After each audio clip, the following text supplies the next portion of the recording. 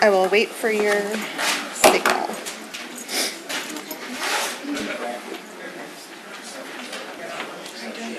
Good, how are you?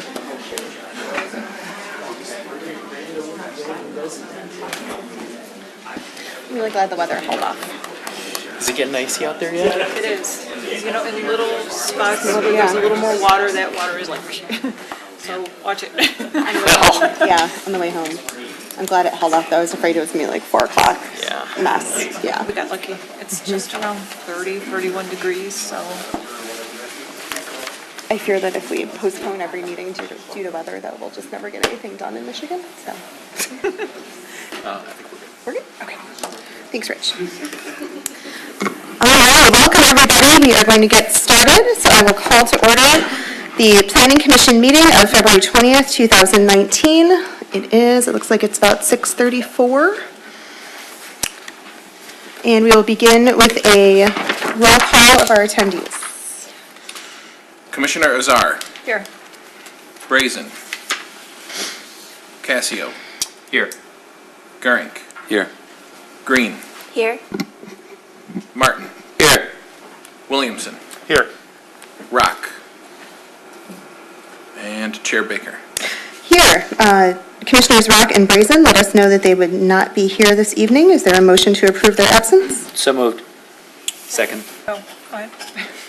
Thank you. That is a motion by Councilman Martin with a second by Commissioner Azar. All in favor? Aye. Any opposed? Thank you. That motion carries.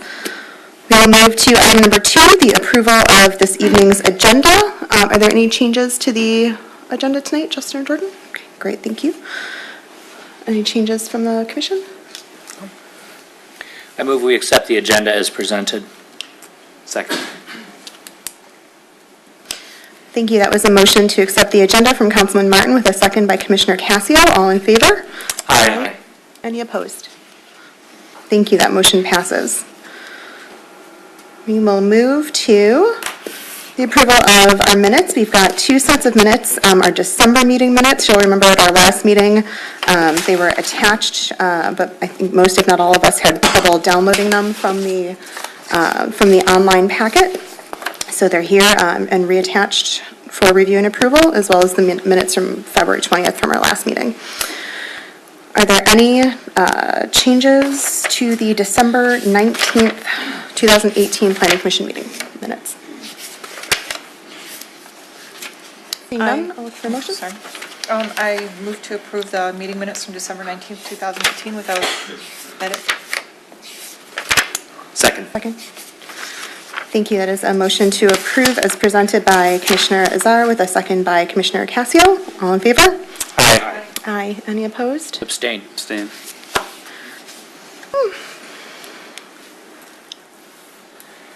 Sorry, one moment. So I had abstentions from Martin and Gurink. So at this time, that motion does not pass. Correct, clerk? Or do you want to do a roll call?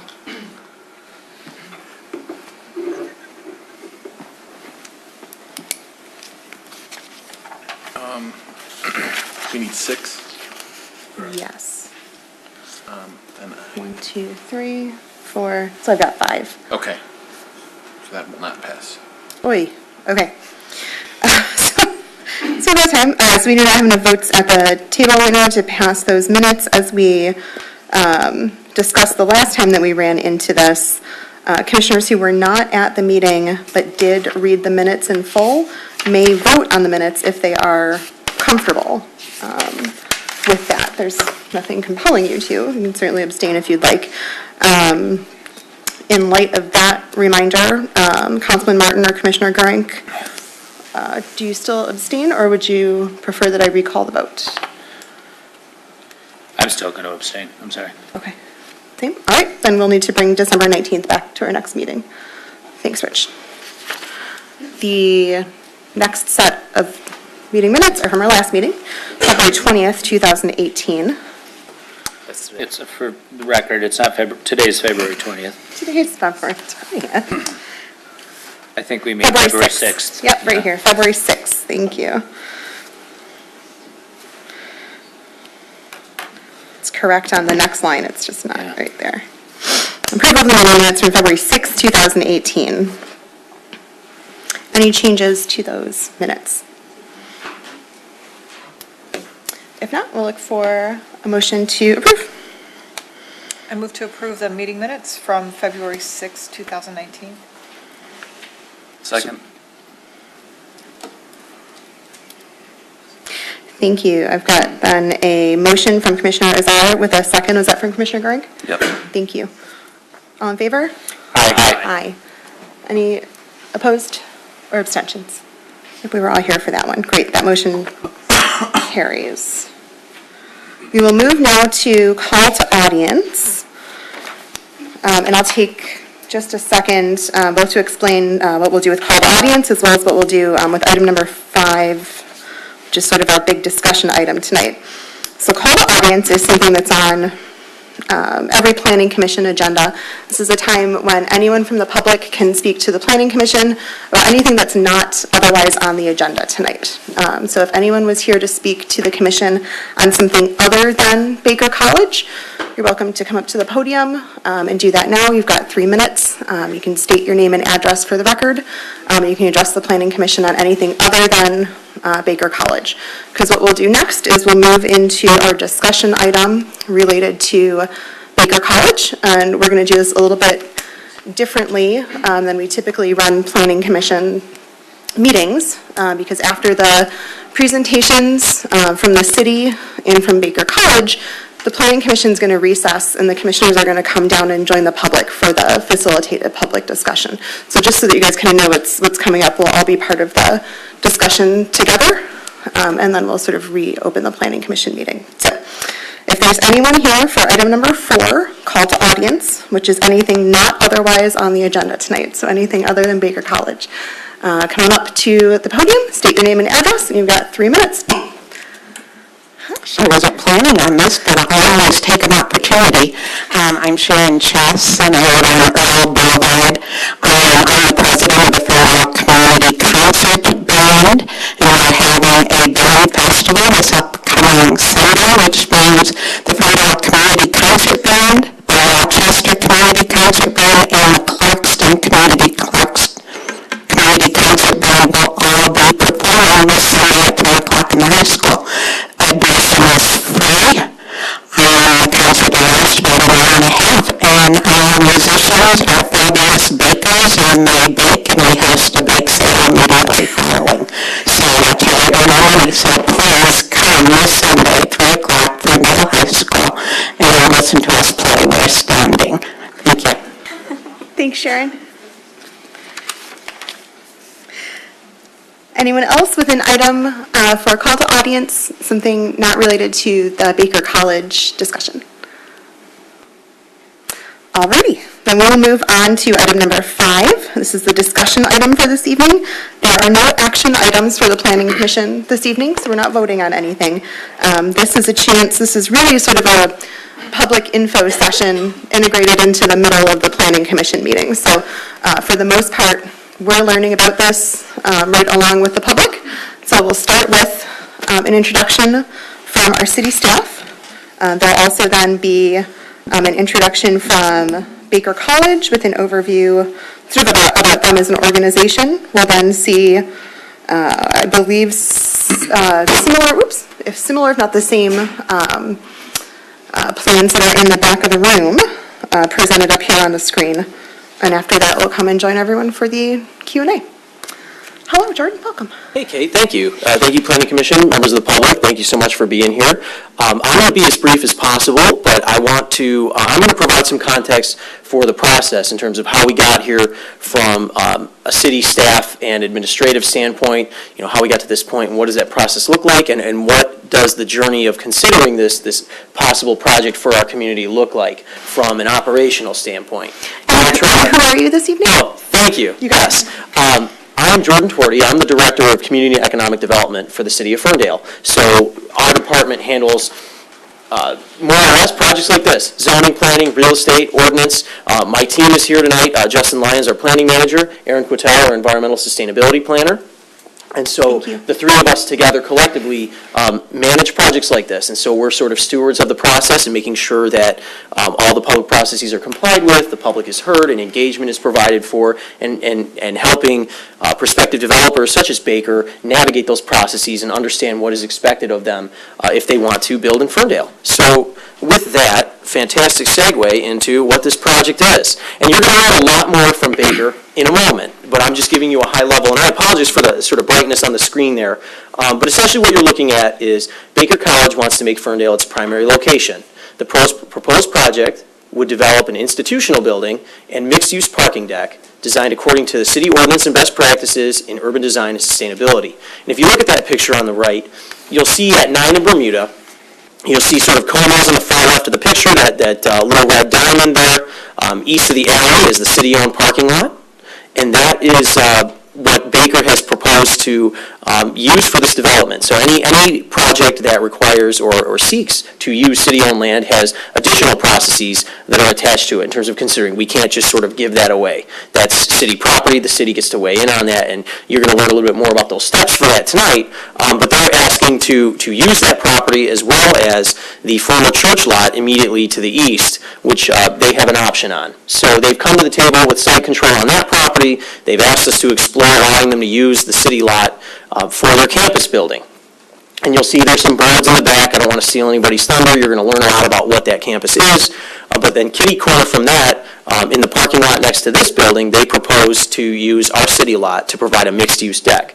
And what I mean by that, if you're familiar with the development on Tri, that's a mixed-use deck. What it would be, it wouldn't be exactly like that, but essentially you'd be talking about a parking deck with associated commercial and other uses as sort of determined through this process. So that's essentially what the project would be, and it's not guaranteed, but the city has assigned a negotiating agreement with Baker allowing us to explore the idea. It's called an ENRA, which is an exclusive negotiating rights agreement, which essentially means for a period of 100 days, the city and Baker are in good faith negotiations to explore whether or not this can happen in Ferndale. And baked on into that, pun intended, and it's always intended with me, but this process will essentially include public engagement, the formal approvals processes, and if this project meets some of the thresholds that you're going to learn about tonight, it would culminate in what's called a development agreement. I'm going to get into that in just a moment.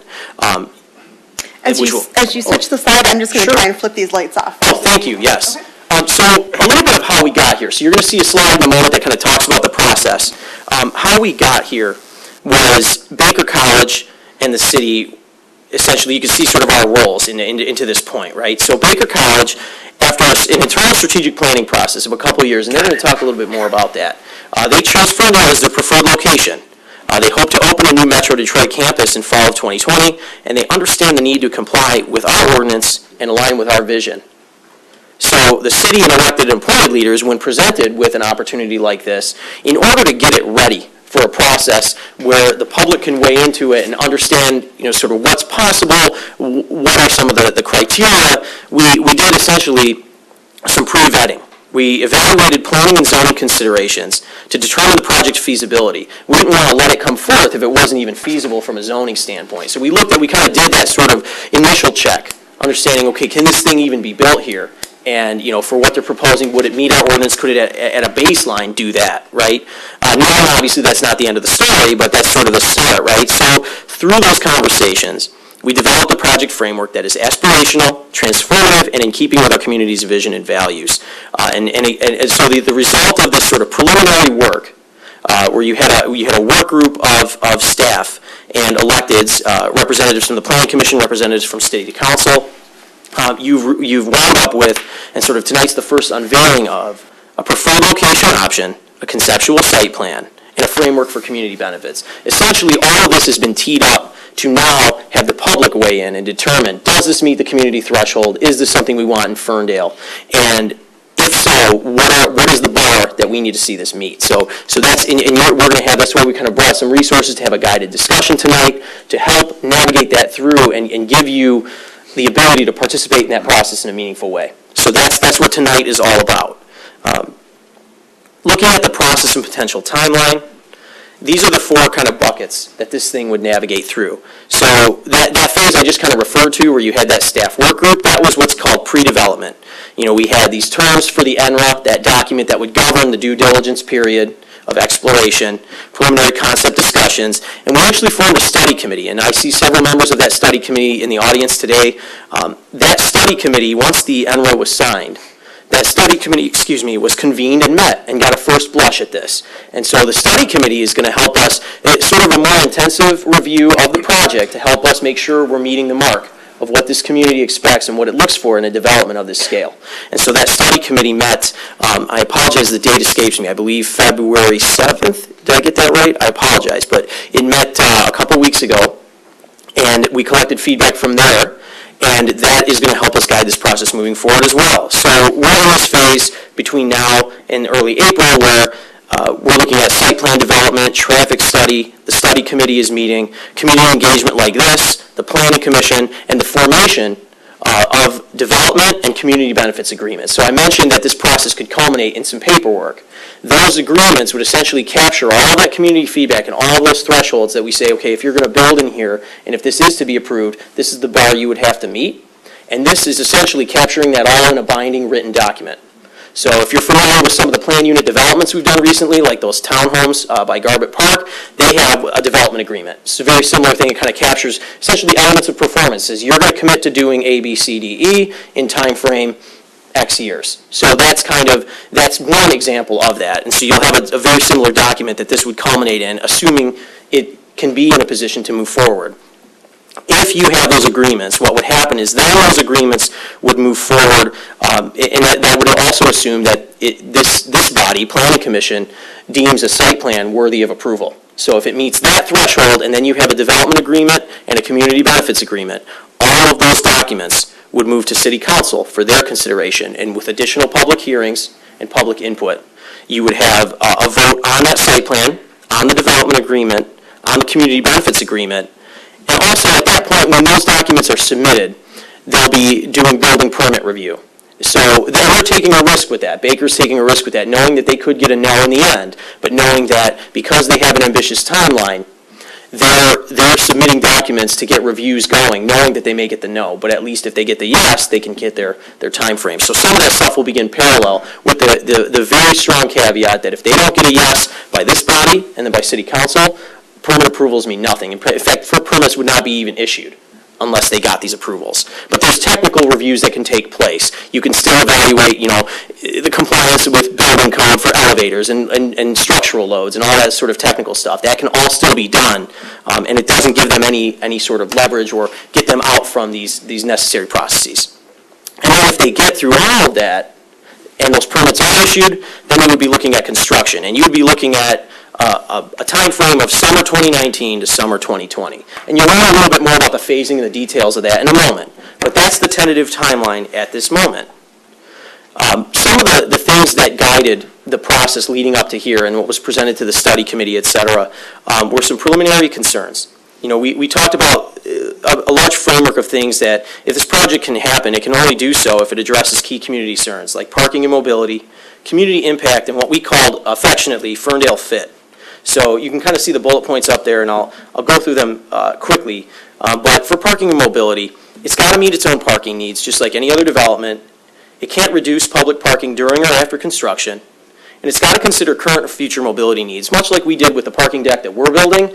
This isn't just a project about meeting parking. It's got to be looking at the future, what could mobility mean in the future, and how will people be coming to Ferndale, and it's got to take that into account into its design. It can't just be designed for yesterday and designed for what they need today. So that's something very important. Community impact. This project's got to result in meaningful commitments and partnerships, including public safety, education, and more. This is an opportunity, if we choose to accept it, to have an anchor institution in our community that can have those type of partnerships. You hear a lot in the news, and you see a lot downtown in terms of like the anchor institutions in Midtown and the partnerships they have with the local institutions and community organizations. It's an expectation of the city that such partnerships can be identified and created as a result of this project if it moves forward. And then Ferndale Fit captures really the urban design and the community spirit element of this project. So if this is going to move forward, it's got to reflect our unique urban environment, And that includes things like street level activation, walkability, public and green spaces, and promotion of small local businesses, as well as sustainable design. This is a town of entrepreneurs and small businesses.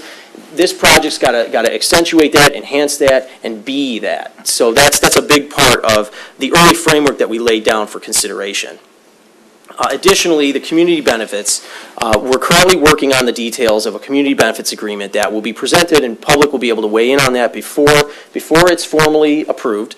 So you'll get a chance to see the details of that. But at a high level, we're looking at, along with sustainable urban walkable design, community benefits will be pursued collaboratively, such as these high-level categories. So parking supply and mobility innovation, I talked a little bit about that already. Public improvements and green infrastructure. So there's an opportunity, if you're going to have a school and a deck kitty corner from each other, what does that streetscape look like? How do all those pedestrians move safely, and how does traffic move? So considering all those things, the alleys surrounding the property, what do those look like? And what about stormwater management and all that other demand on our infrastructure? How will that be addressed? Things like affordable housing. This is a major investment in our town, and as we've seen in the past few years, investment has ancillary effects on property values and rent rates and things like that. So how can we have that conversation? Public safety. So this additional influx of people during the day, what does that mean for demand on our services, and how do we account for that?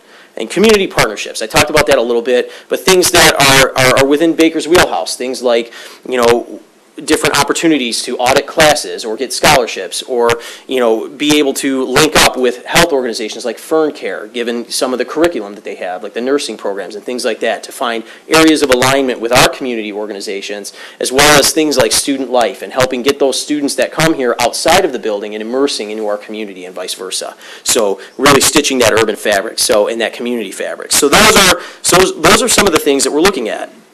Now, I mentioned a study committee, and I want to take a moment quickly to thank the participants of the study committee for their work so far. That group was convened as a cross-section of people in the project area and citywide, reflecting residents, businesses, elected leaders, appointed leaders, and institutions. And that group is meant to be a sounding board and an advisory body to help us make sure that even as we go through these processes, and we're bringing it to Planning Commission, bringing it to Council, and bringing it to you, the public, they're also an additional study group and sounding board to help us make sure we're hitting the mark. They're checking our blind spots and making sure as we're moving forward on this that the highest level of scrutiny possible is being put on this project. And so some of the initial committee reflections that they had in their first meeting, probably some things that a lot of you came tonight with and thinking about. Enthusiasms that were identified were an increase in foot traffic to downtown businesses, an increase in downtown parking capacity, potential community benefits like community education, business partnerships, collaboration with local agencies, programming and events on the college campus, and so on. Some concerns and questions: parking, location, timing, and coordination with the DOT, knowing that we're taking a big lot offline on the other side of Woodward. How are we going to coordinate with that? And you'll hear a little bit about that in a moment from the Baker team. Construction disruption, noise, coordination with other development projects, how is that being handled? Questions about Baker's longevity and reputation. Major institution coming to our community, who are they? What are they about? And learning about what that means. And questions about building style and aesthetics. And also the dead alleys, like thinking about, okay, those alleys that are going to be around this project, what are you going to do with those, and how are those going to be active as parts of your building? So those were some of those concerns. And again, I want to thank the study committee, including the Mayor Pro Tem, who's here with us this evening, Councilwoman Piana, who's also on that study committee, provided a lot of input going forward. And again, just a cross-section of the community, really trying to help keep this project on track and honest in terms of its aspiration to align with Ferndale. So that's the context of how we got here. At this point, I would like to invite Baker to kind of come up and give their portion of the presentation. You get to know them a little bit. Jordan, when did the unrest start? If it's 100 days, when did the 100 days start? Great question. So that was voted on. Can you, I'm sorry, through the chair, should you repeat the question? The question should be towards the chair. Yes. So through the chair, the question was, when did the unrest start? So the NRA was approved at a council meeting on January 14th. That puts us roughly at the end of April. Now, there are provisions built in if it needs to be extended. Under the premise that these are good faith negotiations, if there's a good reason to extend that, there's provisions to allow that. It's just during that period, a deadline inspires activity, right? So it's really meant to sort of focus the minds and focus the process. But that would put us right through about the end of April. Cool, thanks for the question. So Jordan. We're you. going to have Jackie from Baker College. There you are, hiding behind Justin. Come up, and Jackie, the Planning Commission, we're going to hold questions until sort of after the public discussion part. So it takes time that you need for your intro, but we won't be peppering you with anything right now. Okay. Yep. Thanks, Jordan. Let me adjust this. Okay, here we go. Thanks, Planning Commission and city officials, and certainly the residents for being here. I absolutely, certainly appreciate it. It's kind of a big night for us. It's what I would call a big reveal. Certainly, this is our first iteration. We know that it's not our last iteration of what we hope will be our future home here in Ferndale. We've spent a considerable amount of time on the designs. We certainly spent a considerable amount of time selecting this as what we hope, again, will be our location.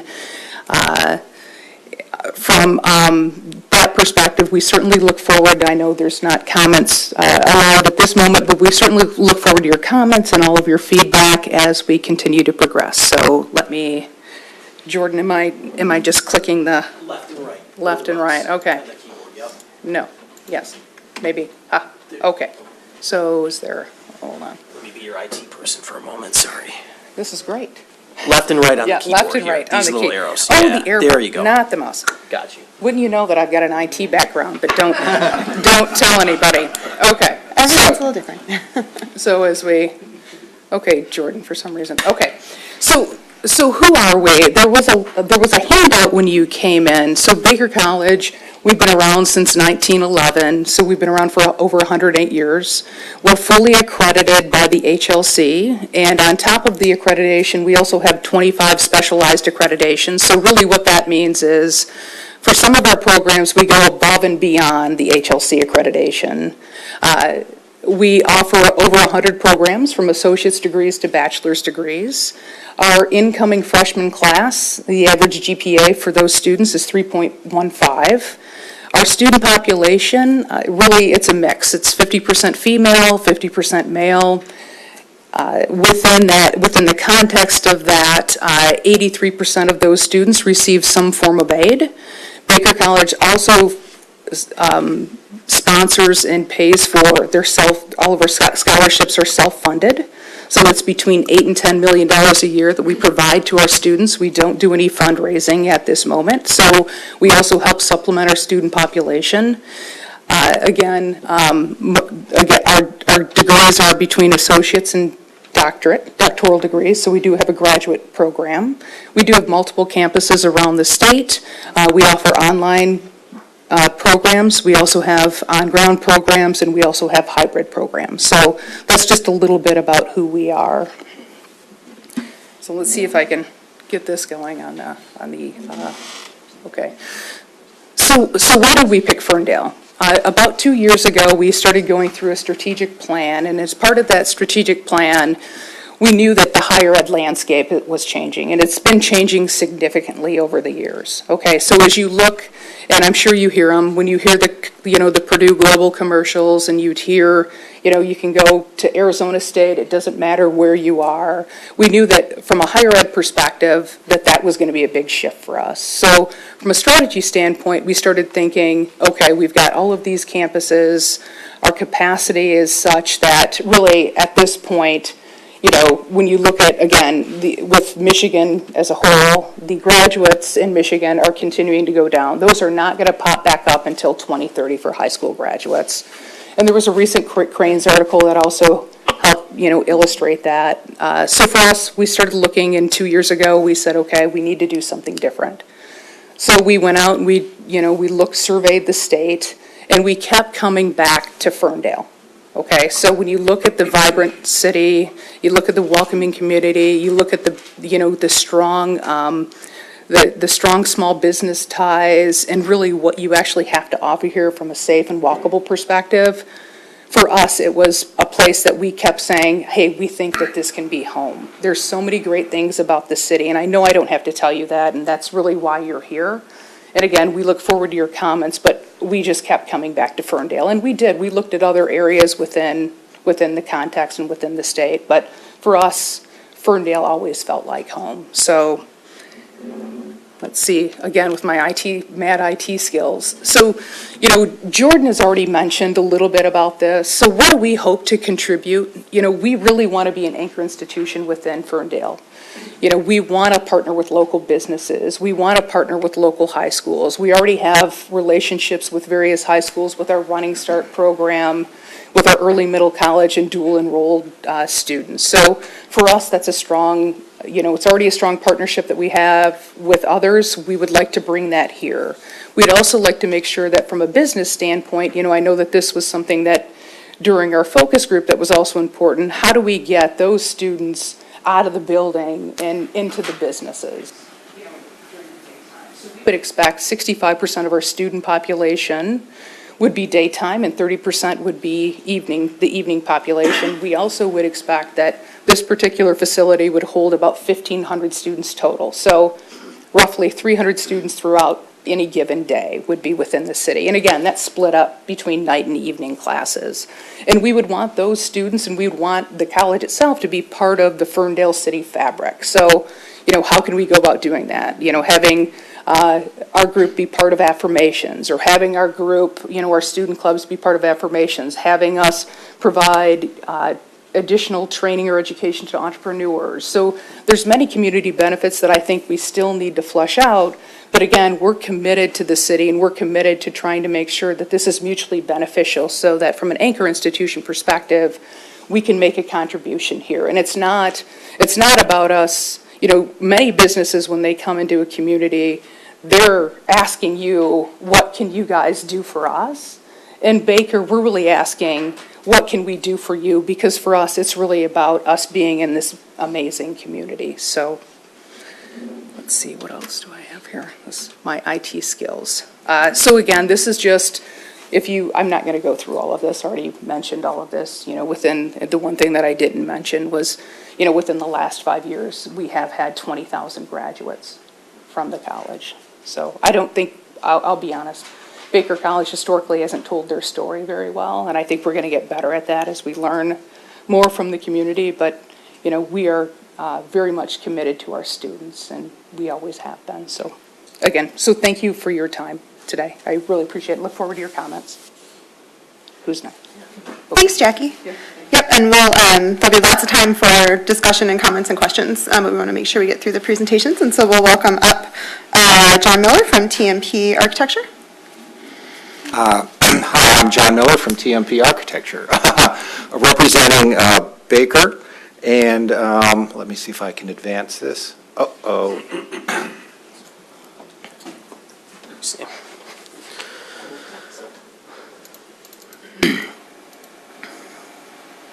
Maybe. So now, just go ahead and scroll up and down. Cool. With the wheel? Yes. Okay. Okay. There we go. Okay. Woodward on the left, 9 Mile, of course. I think we all know where we are in terms of the sites. And we'll start out with the academic site on the north side of 9 Mile. And this is where the college is going to be located. And first of all, we looked at what's the most important thing, or what's important about this site. And the first thing we looked at was this corner. We're in the CBD, which is a very important part of the urban fabric here in Ferndale. In this corner, we have a corner of Bermuda and 9 Mile. That's a critical consideration. We also have a lot of frontage here, over 250 feet along 9 Mile Road. That is also a critical consideration in terms of the urban context. We also have a corner here, and it's not really a city street corner, but it's where the alley comes out and intersects with 9 Mile, right next to Cuomo's, and that's also a critical area of this site. And along with those three elements, there's one more, and those are the alleys. And In the CBD, the alleys shouldn't just be service alleys, they should be cool, pedestrian-oriented alleys also, along with the service component. And not only do we have one alley, but we have two alleys, and also the intersection of two alleys, which is pretty unique. So that's our fourth critical consideration given the site. Our other site, which is on the other side of 9 Mile Road between this building and the library, there's three critical components there, as we see it. Certainly the adjacency to City Hall and the adjacency to the library are very important, but also the face of 9 Mile Road and the face of Troy Street.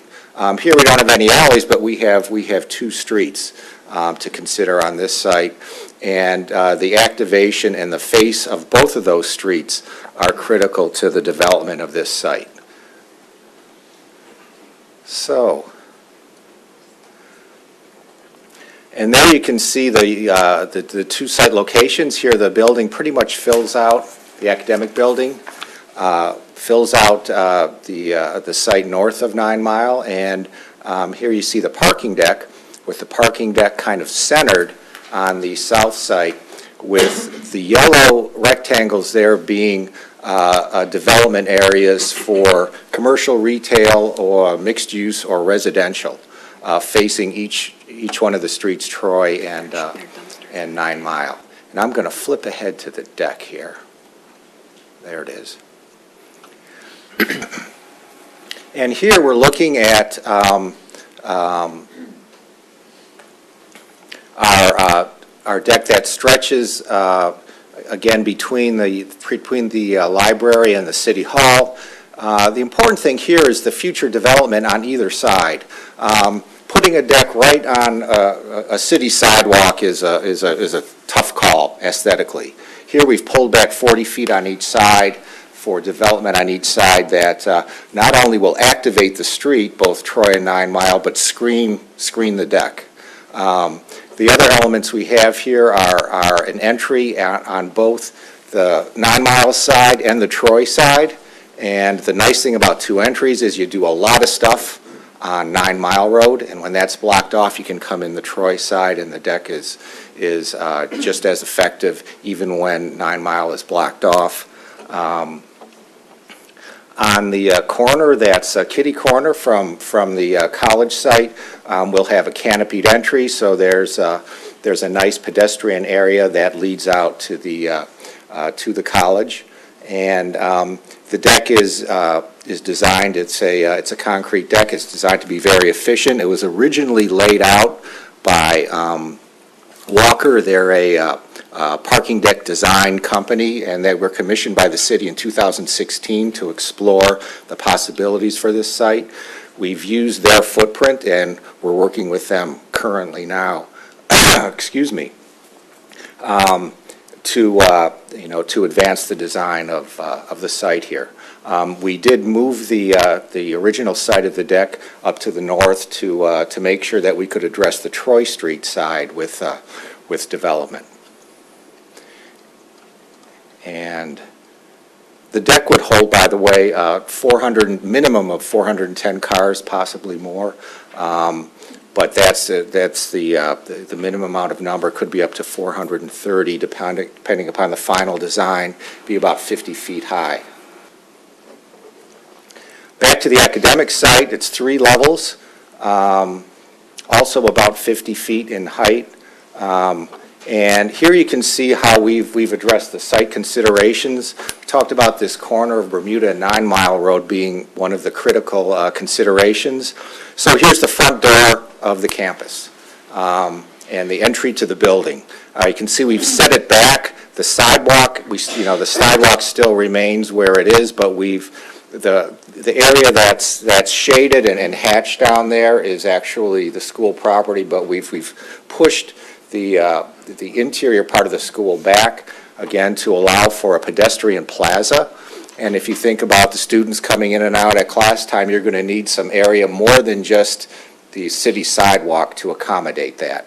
And it also is a really nice way and a beautiful way of kind of entering the building. It's a covered 2-storied high entry area. Along 9 Mile Road, which is also very critical, you can see that we've pushed the face of the building back about 12 feet, and there the face of the building above is still on the lot line, so the second and third floors are on the lot line. The first floor pushes back to create this arcade. And it's a covered arcade with a glass.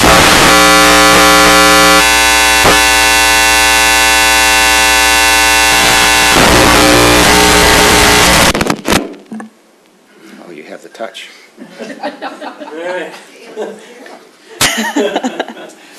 Way.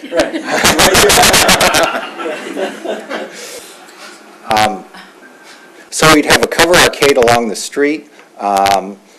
And with a glass outside wall of the building running along that. The interior functions, they're not going to be labs with fume hoods or rooms that you want to close off for computer labs, but this is going to be the wide open collaboration, study, student lounge area, complete with a fireplace, floor-to-ceiling glass there along that face. So the activity that's in the building would be able to visually flow out to the street, the activity in the street back into the building, and we think that's a wonderful union of function and the urban traffic on the street, really one reinforcing the other.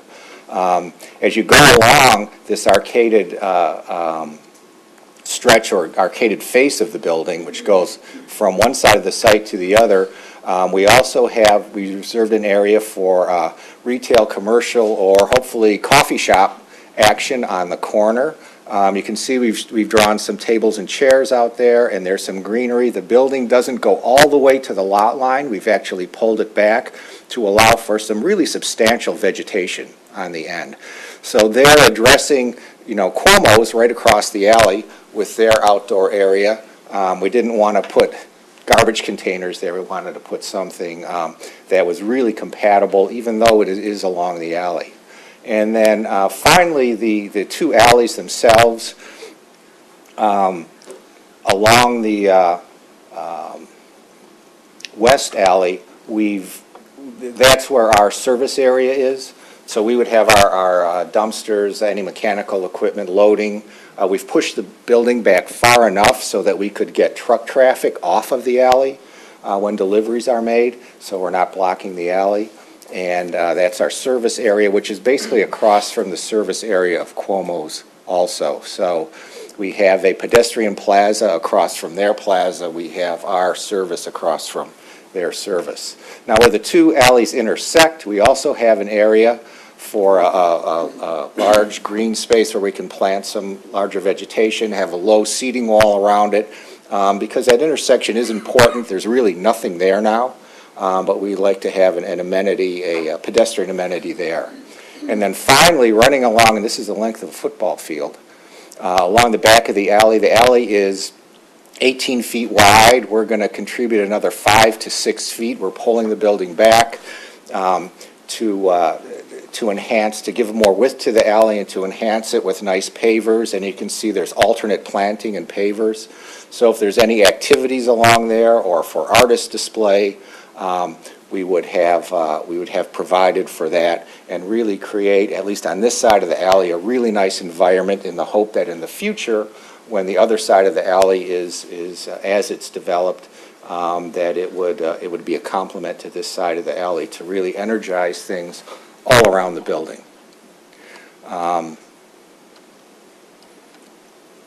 The floors above, you can see the building comes all the way out to the lot line above, except it cuts back at the entry point on the corner. There's glass all around the building. There's no dead facades on the second and third floor. That's the second floor. The third floor, we don't have full plan layouts, but you can see that we have, especially on the second floor, a large cutout in the floor, so as you come into the lobby, it's a 2-story high space. So it's a very carefully designed institutional building. It's in no way kind of a spec office building. And the plans we're showing here, these were done about a week and a half ago, and they show kind of the bones of what we're doing. but kind of this is the cake, but the cake with the frosting on it is really those boards. We've added a lot more. We have a green roof. This shows just a plain roof, but we're in development of this building. We're moving very quickly, and what we really have is a snapshot in time. And a week ago, that's where we were, and these boards embellish what was there. We haven't changed anything. We've just added a little more to it in terms of displaying some of the amenities that the building is providing. But the thing I like about this shot is it really shows we're really energizing the corner at Bermuda and also the plaza next to Cuomo's and really connecting those with that arcade. And we feel that it's a really wonderful urban gesture that this building can provide, that a lot of developers that would look at this site in a different way wouldn't provide that kind of thing. But with one institution on this block, we can certainly provide that kind of amenity to 9 Mile Road. This shows the alley with the plantings and how the building pulled back from the alley, and it's much better illustrated on those boards that we'll all be looking at. The elevations of the building, it's a limestone and precast building with some metal panel trim, lots of glass, as you can see. This is the front elevation above. On the bottom is the alley elevation, the north alley elevation. You can see all the glass along that, so it's not like we have a dead back or sides to the building. There's a lot of animation there. We're still developing the details of the facades, but that shows you kind of the bulk of the building, and you can see we've drawn some people in there, gives you a sense of scale, and the length of that arcade along 9 Mile, and we feel that it's really a wonderful element here.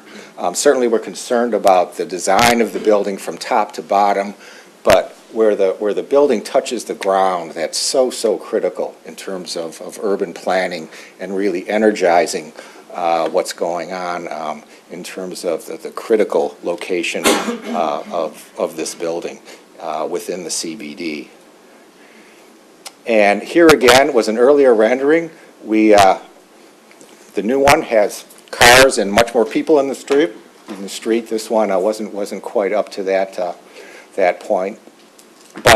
But it shows again the kind of grand entry into the building. It's 2 stories high, right on the corner, and how important that corner is, and how we're really celebrating that corner with the architecture, and again with that arcade running the 250 feet along the 9 Mile Road sidewalk. Also, all of the glass on the building, and the variation in the facade, so it's not just strip window after strip window after strip window, but we really tried to break it up to create visual interest. Looking from the other side, and this shows the little sort of pocket park that we're proposing, and by pulling the building back completely from the alley, that allows you to have some tall vegetation there. Not just, low daylilies or something, but something substantial and really pleasant, we feel, to complement, again, Cuomo's and that CBD area that's right at the intersection of Woodward and 9 Mile.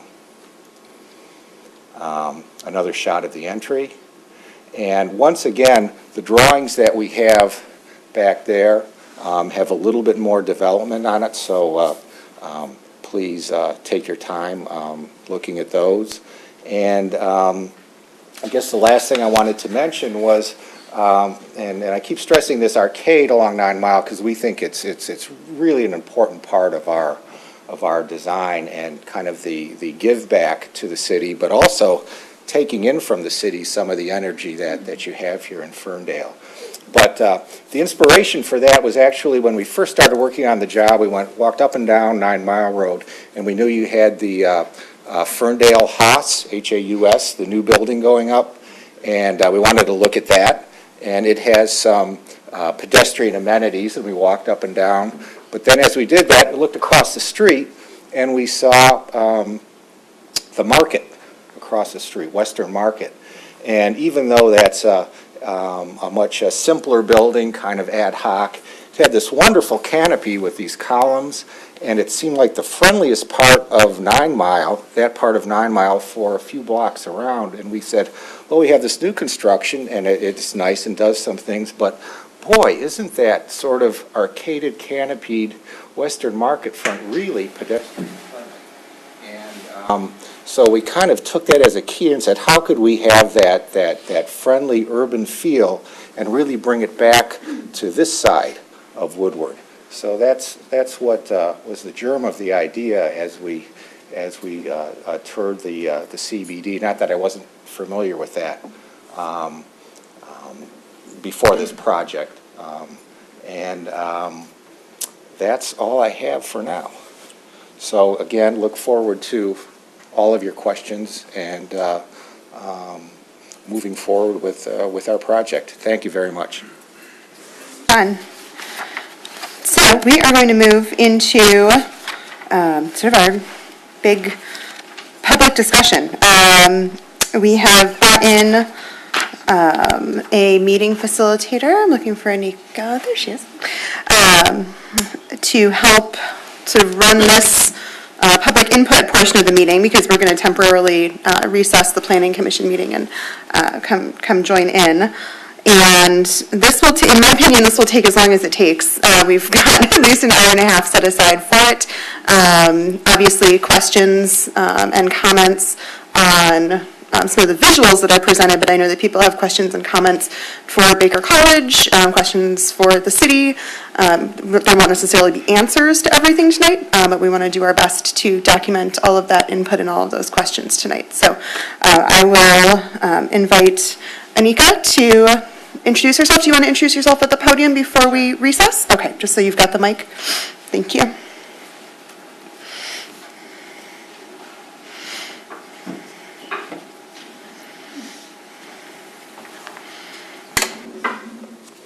Good evening. My name is Anika. We are a small but mighty organization out of Ann Arbor and Detroit, and we do strategic planning work, public engagement, and change leadership. So in the realm of public engagement, our aim is to help cities and local governments engage with the people who will ultimately be impacted by the decisions that the city makes. Our goal is to support a participative democracy. And so I'm here today as a third-party facilitator. I don't live in Ferndale. I don't work for Baker College. I really don't have a horse in the race on this project. What I'm interested in is helping to facilitate your voices being heard by the city, by Baker, and for the public interest to be considered in this project. So that's my role here this evening. If you crossed paths with my mentor, Carrie Sheldon, during the DOT, or Brittany Gallisdorfer, they've also been in town on some other projects recently. What we're going to do for the next hour and a half, in a moment I'll give us the cue to break and get up from our seats and go around to a few different stations. So the most glamorous one is this one in the back, where you can talk with the architect, look at all the drawings, ask questions about the building aesthetics and design and traffic and all of those things. Jackie will also be up here in the front along with Jordan from the city. And so they'll be here to answer questions. Jackie can talk to you about the college, who the students are, what degrees they offer, their longevity and reputation, et cetera. If you have questions about the process on the city side, Jordan is happy to answer those. And then I'm also going to run a board over here in the corner. If you have enthusiasms, concerns, or questions that you would like to add to the conversation, please come over. I have lots of Post-it notes, different colored markers, and you can post those. And after we spend about a half hour doing all of that, we're all going to reconvene together, and we'll go over what we heard at a high level. We'll have some folks from the city who are going to help me scribe at the various stations, and then they'll report out, and I'll report out on what are the questions that we're hearing. And we're going to start generating some pages of notes over here of what are the concerns, what are the enthusiasms, and what are the questions that remain. And we would like to keep that open as long as we can to hear everything that folks have on their minds. And then we'll allow some time for the city and for Baker to sort of respond to which of those issues are already under consideration, whether there might be some things that have already been determined as possible or impossible. And then once we have sort of fleshed out everything that people want to talk about, then the Planning Commission's going to reconvene and do the more formal, final portion of the meeting. Before we break up, what are the desired outcomes for this session? It was to inform you about the project, so learn everything that you might want to learn, and then to hear your input, again, on where the process goes going forward. So those are our two big goals for tonight.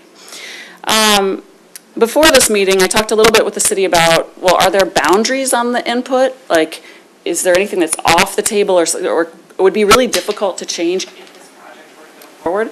And the answer that I received was the things that are more or less fixed if this project goes forward include the location, the overall footprint or shape of the building and parking deck. So those would be challenging to change at this stage. It doesn't mean you can't comment on them. To give you some ideas of things that are open for discussion and input, parking, traffic flow, mitigation of interruptions during construction. What do you think of the aesthetics of the design? Ideas for use of the space in front of and behind of the parking deck, the screen that John mentioned. How Baker might partner with the local community, overall community benefit. As I said before, questions that you have about Baker as an institution. So pretty free reign there. So with that, let's go ahead and adjourn. Thank you. Thanks, Mika. Excellent. Like I said, this is a little bit of a new format, so thank you. Thanks, Mika. Thanks to the city for bringing Anika in to help with this so that the Planning Commission can really participate fully with the public. So we are going to recess the Planning Commission meeting. It is 7:30, and the commissioners will now come down and join in. Thank you. The motion or no? Motion to recess. I don't think I do. Would you? I'm not aware that I need a motion to recess. I know I don't need a motion to adjourn. Would you like to make one? Would it make you feel better? Okay. Would it make you feel better, Rich? I'm good. Okay, we're good. Recess. I'm fine with over-motioning if it will cover. I just want to make sure we're cool. Trash can from Imperial. So it doesn't actually run through.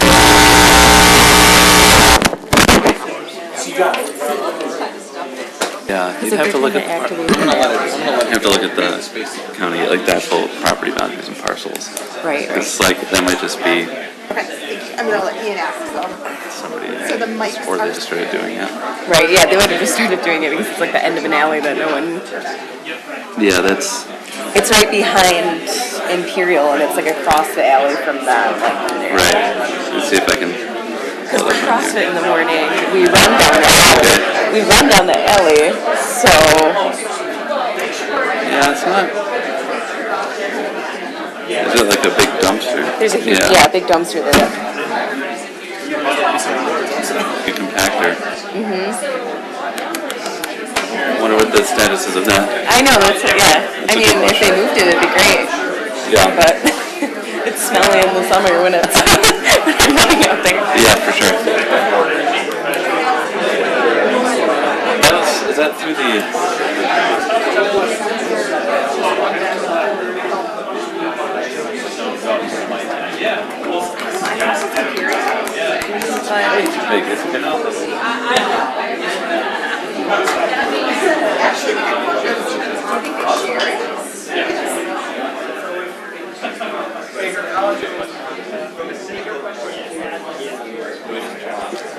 Why don't I just do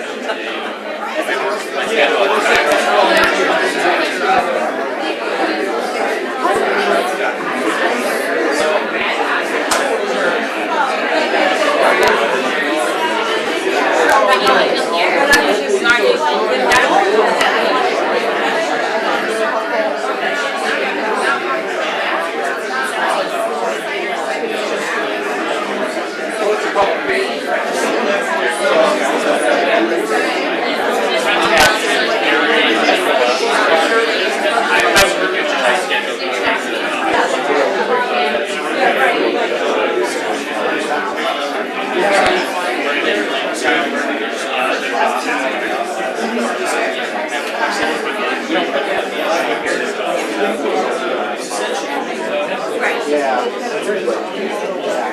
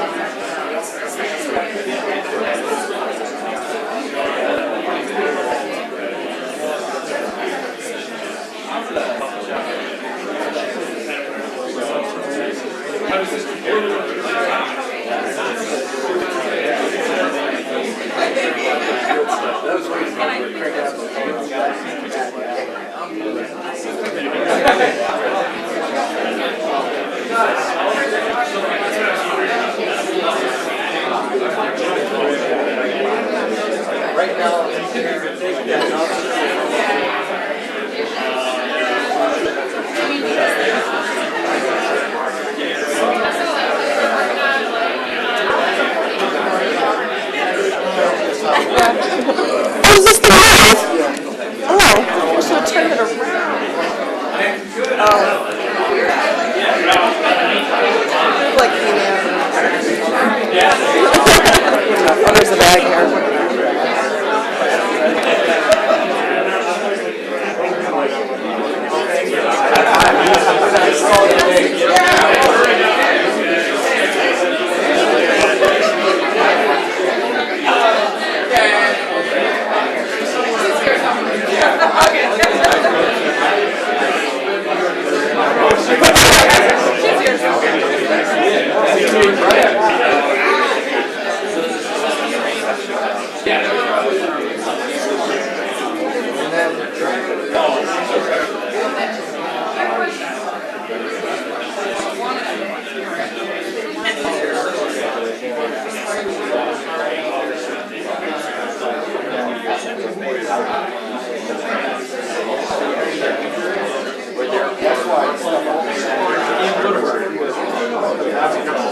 No, not that one.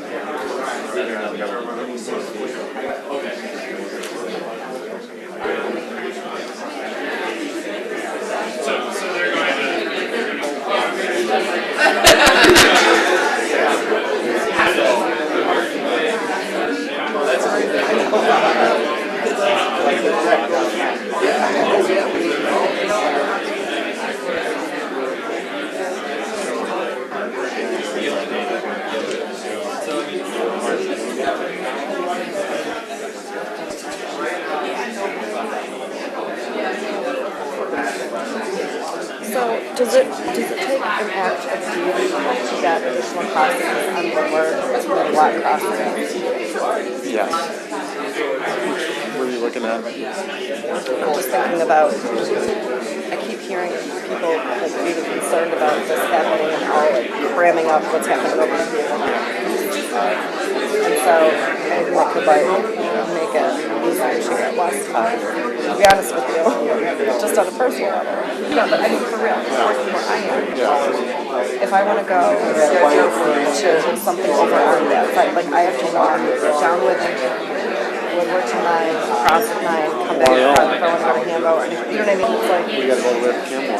it really is. And I see people try to frog her across. And I just, and I just feel like it's such a bad space. It's really awful. And I can see there being a lot of increased pressure on the pedestrians in that space. The 9 miles to Camber and east west. That's like looking at servicing in 2021, which is insane. Wait, what? Yeah, it's just,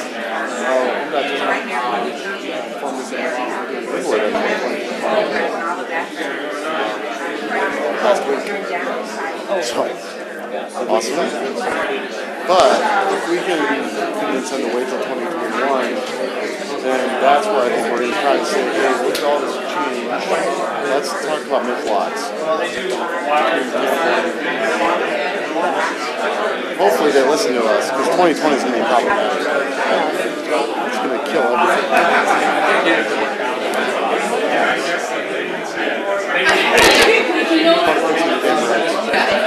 Right? So there's a good thing and a bad thing with that, but also move up some timelines maybe. And I don't. We're not fully committed yet, but they don't have a track record of listening to us. I was trying to get an audible audio across on Campbell, and then I was trying to see if they could do anything about the timing. It just dropped. I took it up 2 chains and I just kept it down.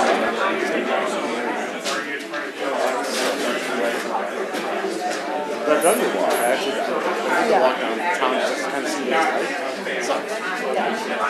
Of course you try to run across the surprise person's going to do that. I don't mind. Yeah, some people are confused and sort of It's too dangerous because the cars try to especially when Yeah.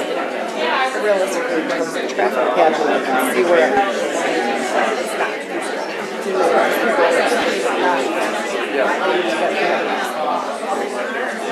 Yeah. So that's a challenge. The good thing, I think, is that it says 65 or 70% of the daytime traffic. So at least it's not a foot down there. But that's still going to be a problem at 8 a.m. So they said they were willing to kind of stagger the schedule, start them at 9 or 10 instead of 8. Right. Did they talk at all about, do they anticipate any of their students wanting to live here? They have a community population, the underpopulation. The problem is our cost of living is going to be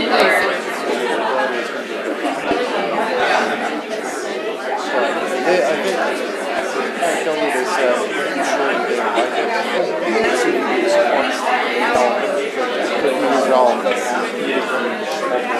So, okay, so there's turning left, you thought it was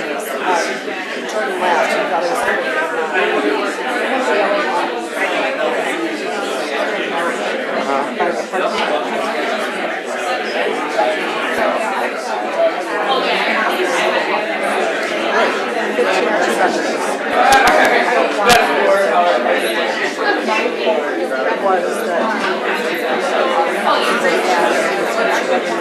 so I could get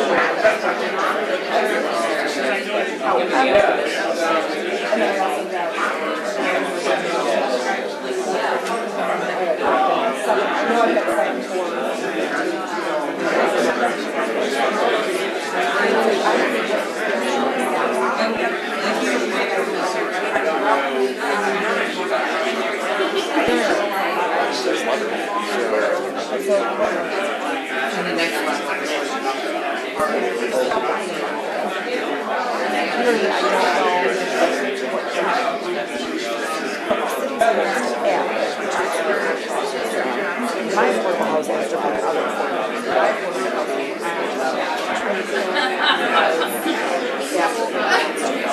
nobody wants to make my average rent that I collect is $200. Yeah, not this.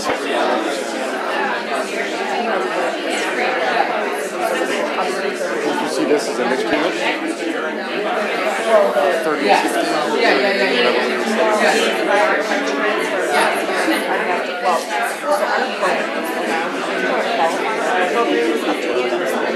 It just so happens that most of our businesses yes, I think that's... You have the flexibility.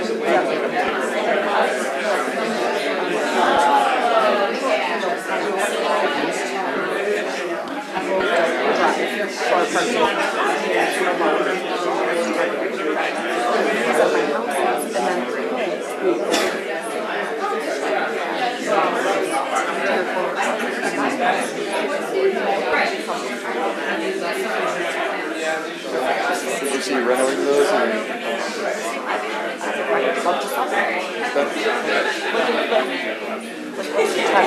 That's the thing. If they find a record over, they can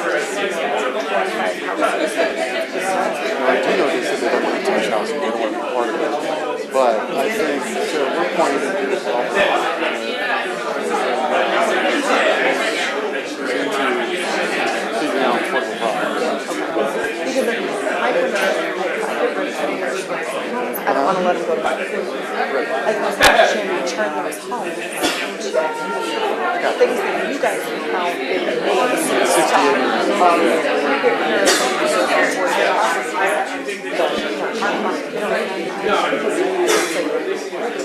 Right, it's just a management issue for you. Definitely a maintenance issue.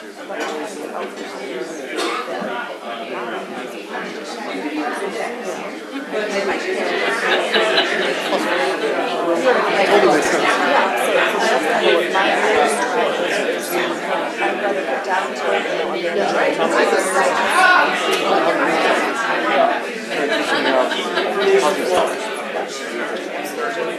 if I demo or just well, if I get rid of it and say I'm not replacing it, there's a different process, it's not undoable.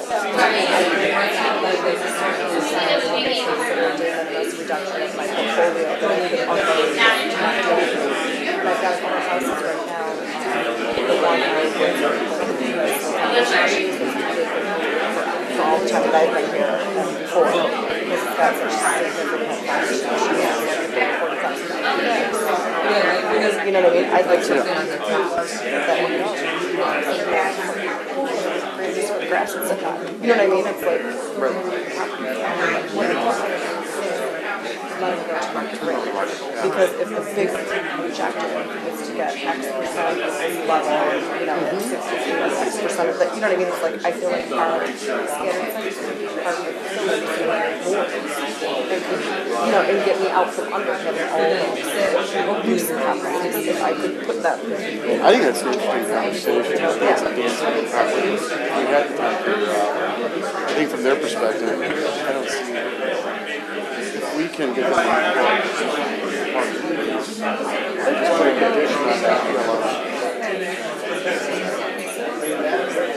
It is right now, yeah. So it's all part of it. Jordan and I did talk about this. Well, so what we would developer put up. No, we would look to put some on development. So we're looking at parcel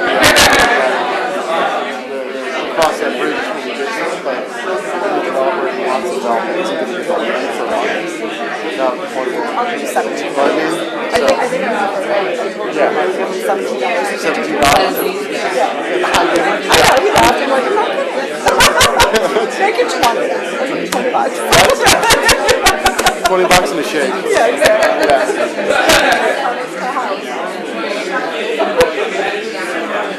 In lieu of this, that was, I mean, that's what the process is. It's when to do it. The advantage of doing it is finding the right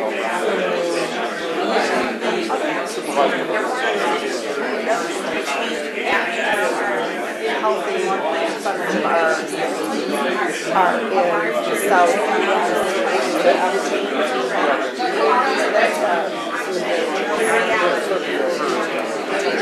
Think about, you know what I mean, could we look up at the right take those houses from keep them affordable at a different level. Is this outside of this project that needs to be addressed as part of that? But nobody wants to talk to me about the scary stuff. Really? Because it's really a terrible mess. But it's really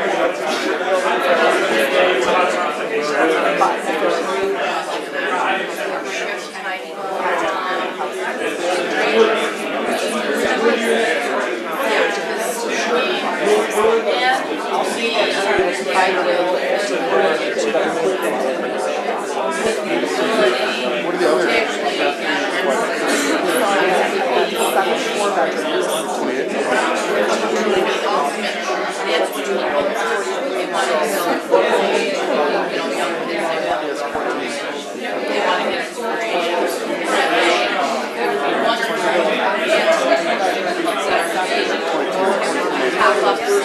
That sounds right. 21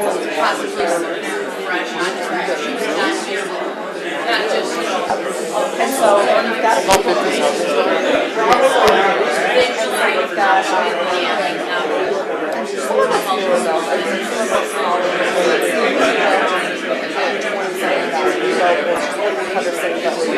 other ones, so there's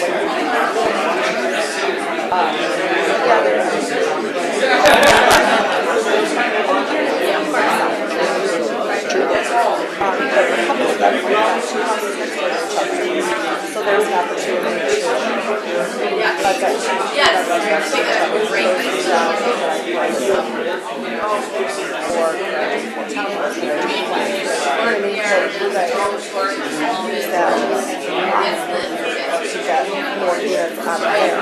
And then we've got some large I'm thinking about not in the perfect, but I'm not talking about that perfect, but something that goes in the neighborhood, where again, right now I've got one large corner of each lot. Could I put more units there? You know what I mean? What do you get inside? I love the 10 locations. I got to take out the 15 if I can get them over. What's the square foot difference? 1 square feet or 5 levels.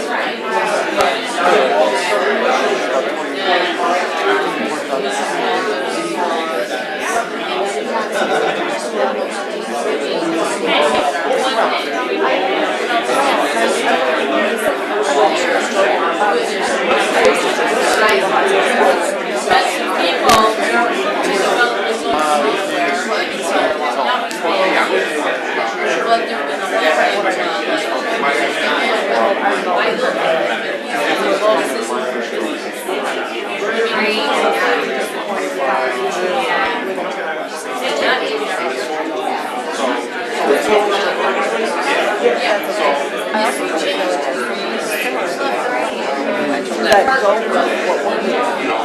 Let some of that stuff play out. I think that's an opportunity.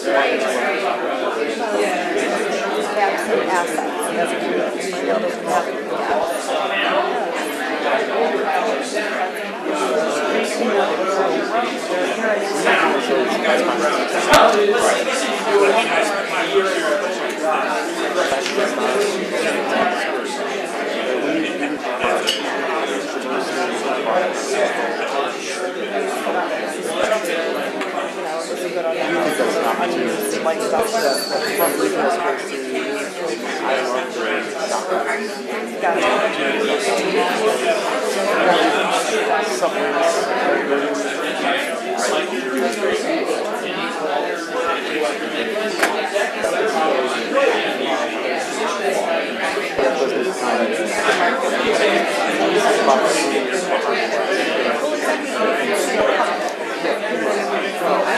If that ever gets developed. Yeah. What's going on with that? Jordan knows what's I understand they lost the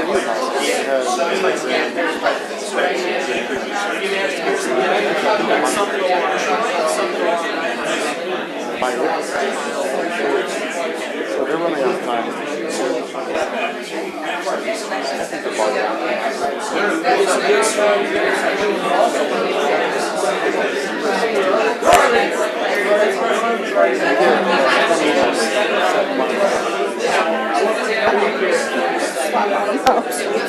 You gotta see what the story is.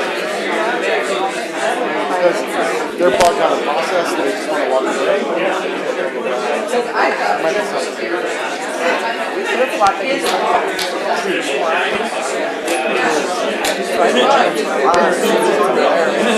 I don't know. I do know his process.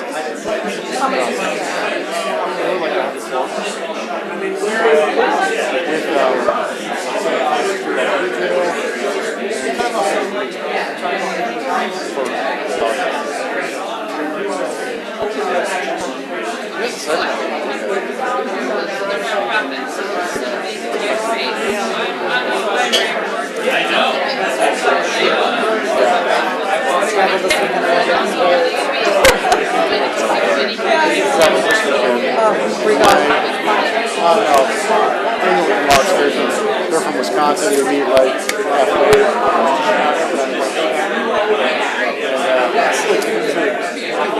Beach house. It's actually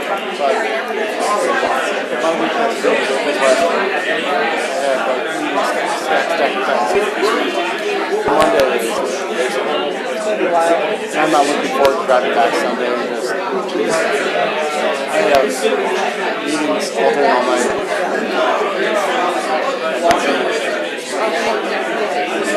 But It's not right. It's not right. It's not right. no, I told her one of the things I'm going to do is set boundaries. That's one of the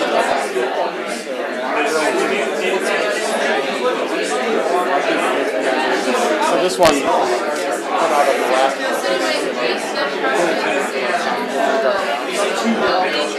This one I decided to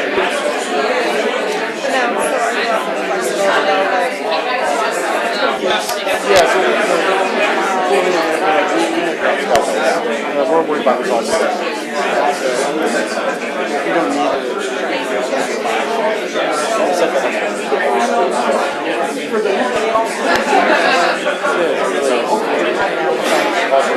There's no way around it.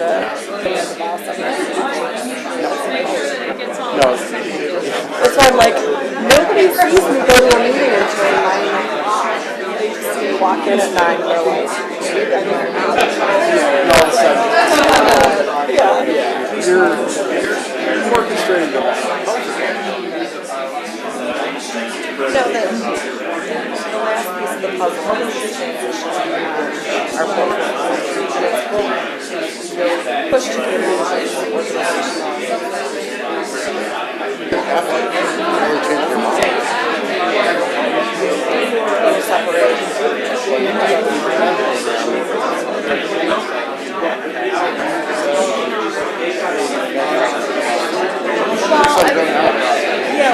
super early, so I haven't even gotten it. I mean, it's just been warm up, now we gotta find the money. It's not. You know what I mean? This is not second phase, it's not. So what's the idea? So, yeah, but it's revenue neutral. So basically what they're doing is they analyze the assistance by the town in terms of operating and they do a little formula, and then they say, this is how much we're going to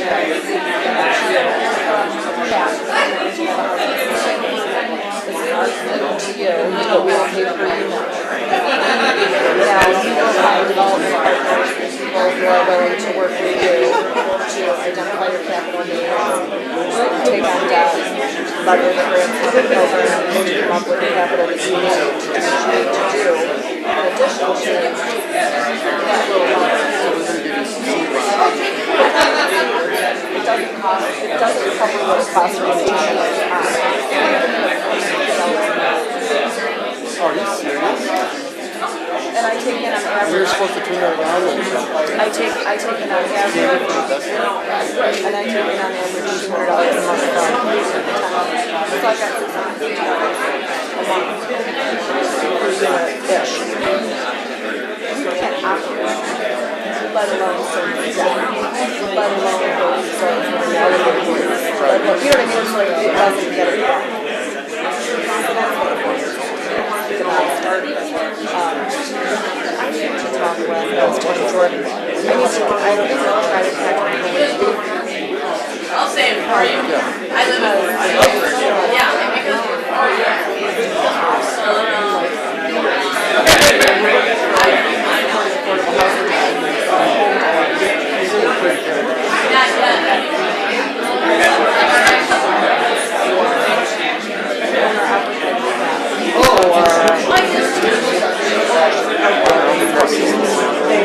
They wanted nothing to do with affordable housing. Well, so I feel like there's an opportunity for us to position differently. Our position, the dynamics have changed. To say, listen, this could be a win-win. It could, get some egg off your face, if people want to say what's coming next. seems really high.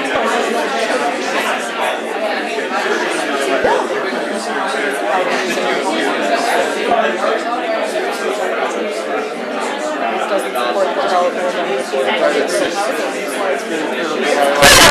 what we're trying to do. All of our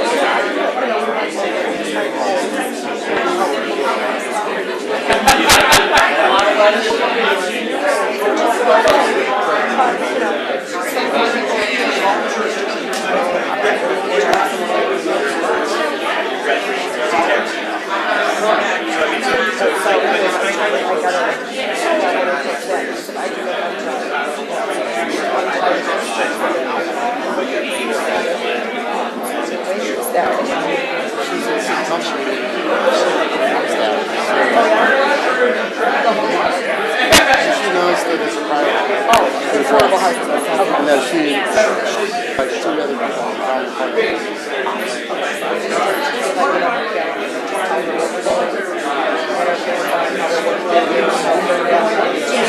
Selling this community as, the star of how being a bit cutting edge of how it's just affordable housing is concerned with your ordinance, housing, study. leverage the policy.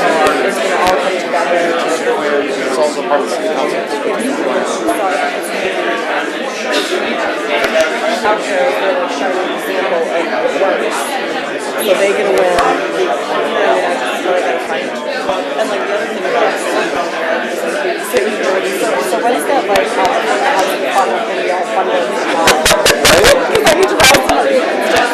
But yeah, it's an idea for that.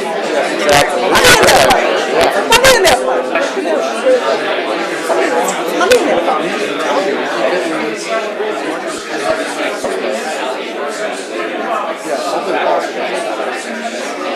Yeah.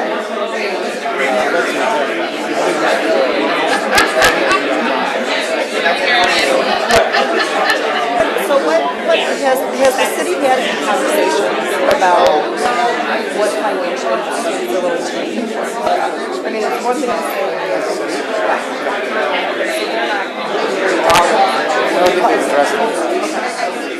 It's not to say they wouldn't have spoken brought up. I think we would look for that recommendation, the guide to come out of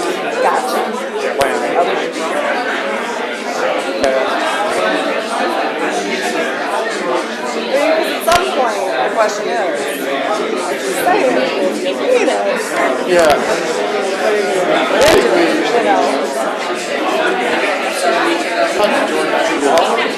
Especially in the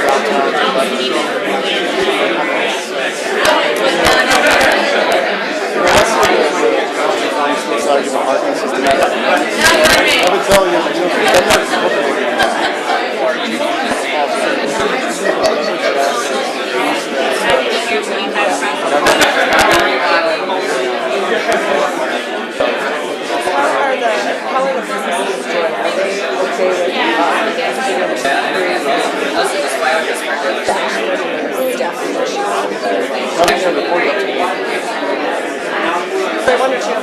angles to use, but like, you know, having affordable housing.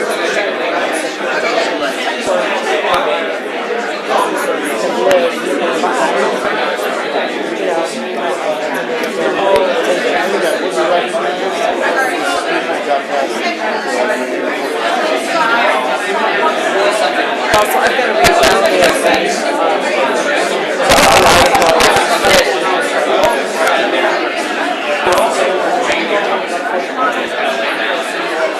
I saw with that. I was in affordable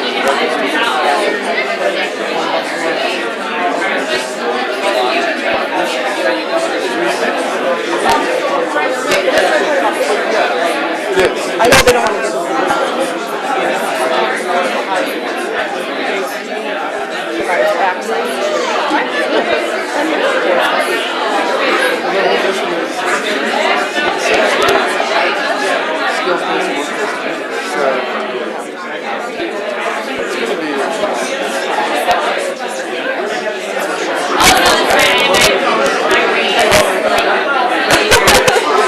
I think it's about what you can do.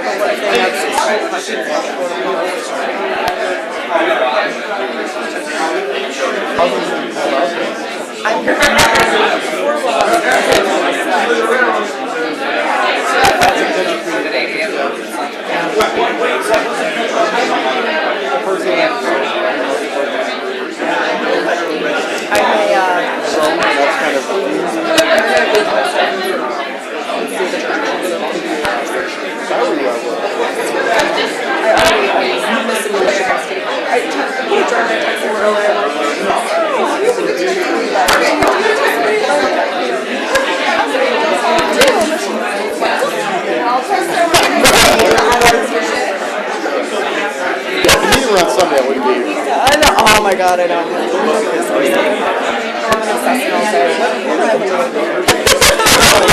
hosting. You're hosting? Yeah. Nice. And I looked up a green drink. I've got a green drink. From the men, majority. No, majority. Yeah. And How are you? vodka, shake, shake, shake, green. And all green garnish. Delicious. Oh, and top of it, lemon lime soda. And that will warm you. You gotta drink rum. You gotta drink Caribbean when you feel. I just want a green drink. Like that. Yeah. Okay, I'm gonna set up camp for that.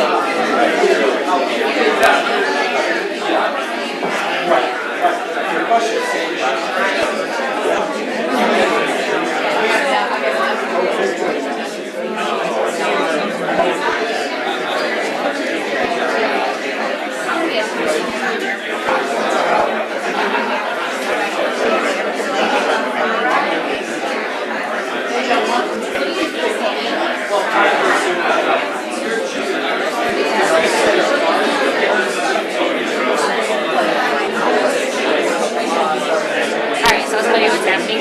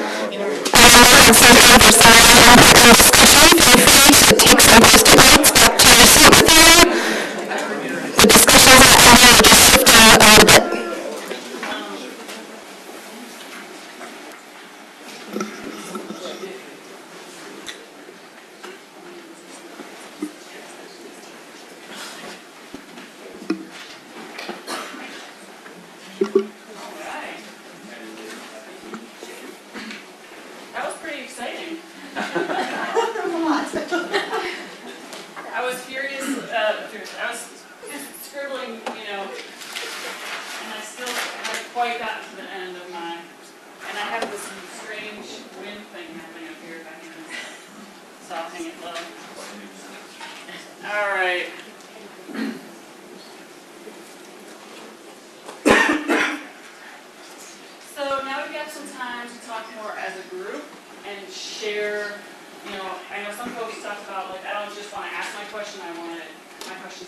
by others. And I know that I heard some differing viewpoints from folks who talked to me here. So a little bit of framing before we get started, I guess a bit of a request. I would like for all opinions to be welcome here. Strongly encourage you to share points at which you disagree with each other. That's great. That'll help move the conversation forward. Don't be afraid of that. With that though, if we try to be respectful to each other, that would be great. In furthering that goal, considering all the different angles and perspectives. I also want to remind you that we don't necessarily have answers to all of these questions tonight. There are some, though, that I heard asked that I thought, oh, we had a discussion in the study committee last week, and I know that some consideration has been given to this. Other questions are going to be brand new for the city, for Baker. And so we're going to start by kind of making sure that we have fleshed out all of the questions that people have, and then we'll give some time. Jordan and for Baker College also take notes on what it is you want to respond to, and then we'll turn the floor over to you to do some of that. I had some help scribing at some of the stations, and so I just wanted to ask those folks what were the sort of common themes around the questions that you heard come up, and Justin was going to kick us off. Sure. So, a lot of questions related to parking and traffic, which I'm sure everyone would expect. So, Could you turn around and address that? Sure. Yes. So parking and traffic, which I would say there's a lot of questions about who would own the parking development that would happen. What it would be the overall net gain of spaces as part of this project for the city, and then what would be required of Baker to provide for classes for students and things like that. Parking mitigation, so how would we handle another parking lot being taken offline? What would the timing of that be with the dock going on? And then some questions about like the city parking system and permits, and would there still be quick zones for people to drop off items in the library. So the traffic study, that was really, I think, heard that a lot, and that's something the city's really requested from Baker as well. The other categories were sort of Baker related. What are the peak class times, and how does that coincide with what the peak downtown busy times are for restaurants and businesses?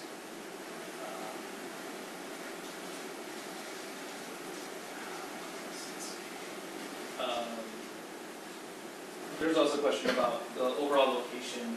Could that be changed with the library lot looked at? And then from the city perspective, there were some known environmental issues on the city hall lot. Would that be addressed as part of this project? Would some commercial spaces and new development areas that aren't defined yet, would those be able to capture taxes? And who would manage those spaces? And then a lot of concern, for the library, making sure that the space between the library and the parking deck, making sure that there's enough space that is comfortable for people visiting the library, and making sure that there's some green in that alley, making sure it's pedestrian friendly, a place people want to be rather than some dark, unsafe place. And then accessibility to the library, there is a ramp adjacent to the library, making sure that it's accessible for anyone trying to get to the library, especially folks in wheelchairs and things like that. So the main things that are, add anything here? Sure. I have kind of a few just all over type questions that I overheard from conversations. General questions about Baker, what academic programs are provided. So I know that Jennifer was going to talk to some people up here about that. So I'm sure if that wasn't addressed, what that will be. I overheard conversations about opportunity for green space. I heard some conversation concerns over competing developments happening along this area as well. So 499 was an example that people threw out, or Vestal Square. So just overall how this kind of relates to other developments in this area. if there's any restrictions or specifications for the type of businesses that can go in the parking deck for other commercial spaces in the development. There was conversation about chain restaurants or restaurants or keeping it more unique to kind of make this out of the space we have here in Ferndale. And again, reiterating like concern about tax excess.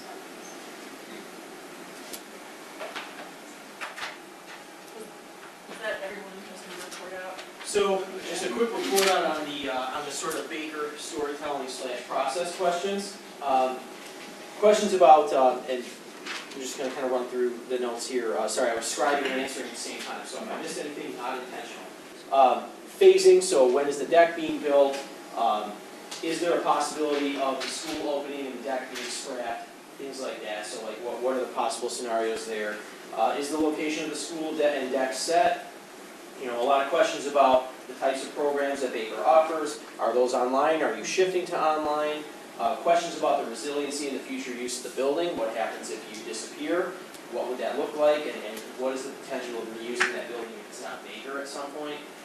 Questions about the economic spillover. What can be done to get those students outside the building and interact with the other businesses? And how will Baker partner with and support those local businesses to maximize that spillover? And questions about whether or not that spillover is possible, right? Let's see, make sure I'm not missing anything.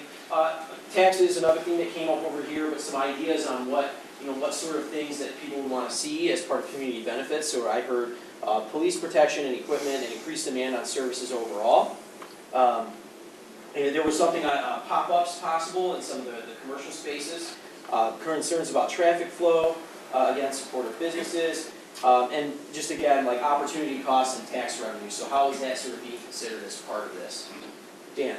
And I know you were running the process through, but I hear us dancing around it. I don't want to miss the point because I think it's important about just the general nature of the business model for Baker and who they are and how they operate. I just want to make sure we capture that because I heard in a couple of places that there's some opportunity to end that discussion. Yeah, I was going to ask if Jackie wanted to share. No, I'm sorry. We should Shut have up. gotten some votes.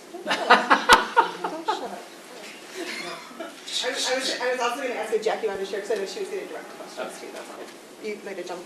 Sorry. Please. It's fine. Do you want to share now or do you want to? If there's anything you wanted to summarize in terms of questions. Just summarize in terms of feedback we got. Sorry, Nika. The most common questions that you received. And I think that Jordan was near you. Yeah, so actually, I thought Jordan, except for, was it Dan? Right here. There it is. Dan had a lot of questions about the school in general and how we've operated in the past. So it goes back to the business model question, I believe. Those primarily dealt with graduation rates, tuition costs, use of Pell Grants, which I could certainly share some information on those. I don't really know what is appropriate in this forum because it seems like it's been quite segmented. And is that a possibility? So we'll open up the floor in just a minute and allow people to expand on some of the common themes. Thank you guys because that helped to bring some more shape to, I heard a lot of things over here. Because this is kind of the collect everything bucket. But I've drawn some orange around some of the questions that came up around, Baker College as, is it a good fit for this community, overall graduation rate, issues around tuition, use of Pell Grants, a question about whether this would be Baker headquarters, is there more of an operational role or just an educational role, concerns about other campuses that have closed, how do folks in Ferndale know that this would be sustainable here, reputation of the college. Somebody brought up lawsuits, and then I heard both positive and negative, a question mark about past lawsuits. And then some folks also submitted some positive comments about knowing folks who had graduated from there before, or I think there might be someone in the room who was a Baker graduate, but I won't tell you about it. So that was a cluster. And then absolutely parking, I had a whole bunch of questions around parking. Is it a net loss or gain of spaces? Are the spaces available for folks who are not students? And then you mentioned the mitigation timing, the city law. Location did come up a little bit over here, like, can it be reconsidered?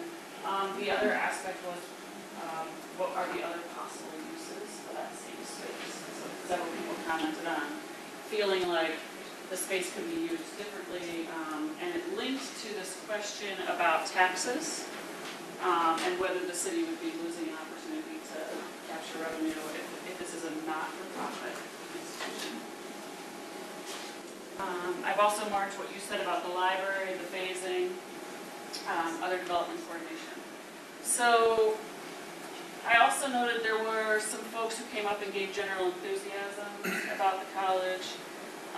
Definitely questions about how businesses that are surrounding the area would be impacted. You didn't talk too much earlier about the businesses that might go into the spaces that are being created.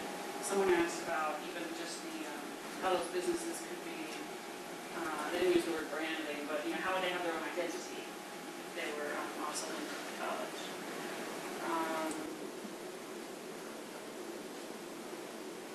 There was a sentiment about taking care of the other businesses in the area, so when people would rent rate go up for other businesses, would anyone feel sort of priced out of the area as development increases? As you mentioned, traffic comes up, questions about pedestrians, getting to the library, events that close 9 Mile, just kind of how might it change the nature of 9 Mile?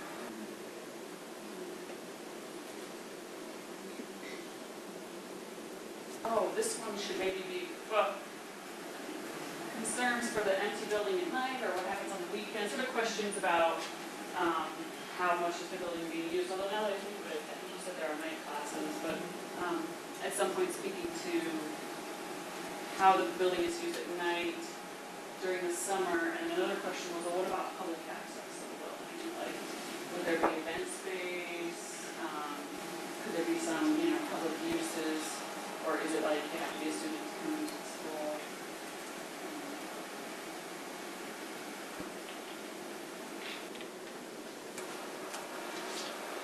How this aligns with the downtown strategic plan and the master plan. It doesn't fit with the intention of those plans, particularly around the increased population, folks moving into town with the new housing, and again, going back to the tax base of what a different use.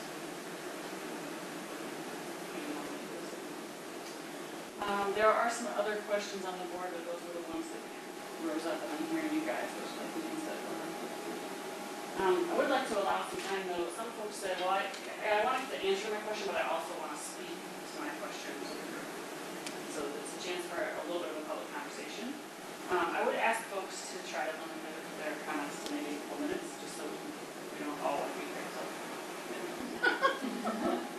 So if it's okay, I'm comfortable with us not getting up and using like formal podium, but if you want to stand up so we can all hear you, that'd be awesome. Who would like to? Thank you. So I came here tonight with the intention of representing kind of the community fit aspect for Baker. We've got a nice looking building and a parking garage and all of this. My concern is Baker doing its job in terms of educating students? So I essentially came to make the case that at worst, Baker's a predatory institution, and at best, they're a failing institution. If we compare Baker's, I had my concerns up here. Overall graduation rate fluctuates, but as I talked to Jackie, and I really appreciate her candid answers in the conversation we had, she cited their overall graduation rate being 20%. You can find at various campuses and colleges it ranges from 8% to 13%. So that it fluctuates, but I mean, the number that they're giving 20%, right? I see Baker as kind of playing two sides. They charge $400 per credit hour in tuition, where if you compare that to public universities and private universities, it's somewhat in line or it's much less, right? If you compare it to community colleges, it's 4 times as expensive. So if you take the average of Oakland Community College, Macomb Community College, Wayne County Community College, they average at $100. So with a quick illustration of that, right, an associate's degree in accounting, and Baker's got the website, it's got projected median income figures and all sorts of nice looking numbers, right? That degree is going to cost the student $26,400. That same degree at Oakland County Community College is going to cost $5,520. I mean, it's way out of whack. So again, from the community fit aspect of it, at worst, Baker's predatory. At best, they're failing, right? And I don't see that representing who we are in Ferndale. We're about community. We're about good neighbors. What are they doing to their neighbors in Flint? They've been in Flint for over 100 years, and now they're leading 10,000 students or so with little recourse. Auburn Hills, Clinton Township, Allen Park. Why aren't they pursuing this sort of plan in a building that exists already? I'm certainly concerned. I was also concerned with their use of Pell Grants. The data that I found, they were the #1 recipient of Pell Grants in the state of Michigan. In 7 of the 10 years that I found data on, they received over $500 million in Pell Grants. So again, we believe predatory institution, graduation rates, charge of price of tuition, everything else, declining enrollment, at the very least, a really risky endeavor for us to take as a community. And I see little benefit, I see little gain. I definitely appreciate the opportunity to voice that here amongst everyone. I do appreciate the conversation I had with Jackie and elected officials throughout this process. So if I can suggest that we stay on this topic for a little while, so I see a hand there and then a hand over there. So, I'll get nervous if I stand up, so I'm gonna keep sitting. I'll talk loud enough though. So, I grew up in Huntington Woods. I don't know if you guys know where it is. I've been coming to Ferndale for 30 some odd years, 38 years I've lived in this area. And I know Ferndale, I've seen it grow and change, and also I work for Baker College in Allen Park. I wasn't asked to come tonight, but I want to share because I've taught in Baker classes, and I do kind of take that personally when you say we're failing students or being predatory towards students, because I busted my ass teaching those students. And have me talk about a wide range of things. We are a higher learning institute.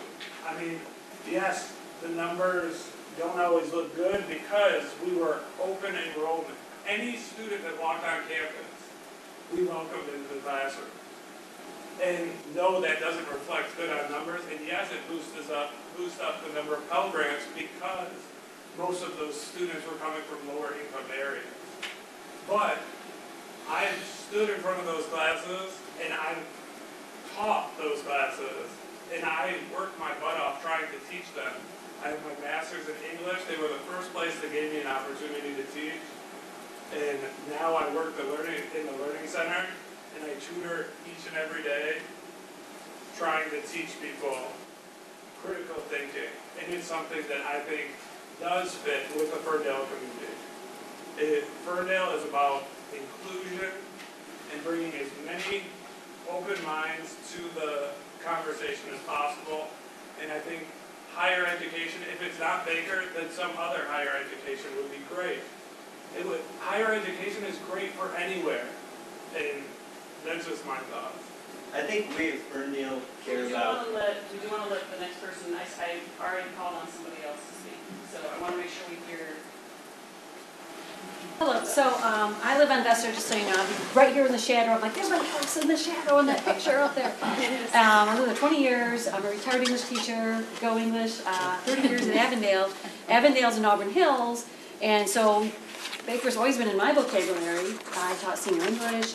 I've had many, many students go there, and so I don't know, I was surprised by your characterization. I know you can look at numbers, but I'm not sure that you have the people aspect, because I think, also being NEA, proud union rep in the building and whatnot, I think I would have heard my students complain. I mean, I'm not saying I know everything about Baker College, I don't, but I have students that went there, students that graduated from there, students that taught there, and I never heard anything bad.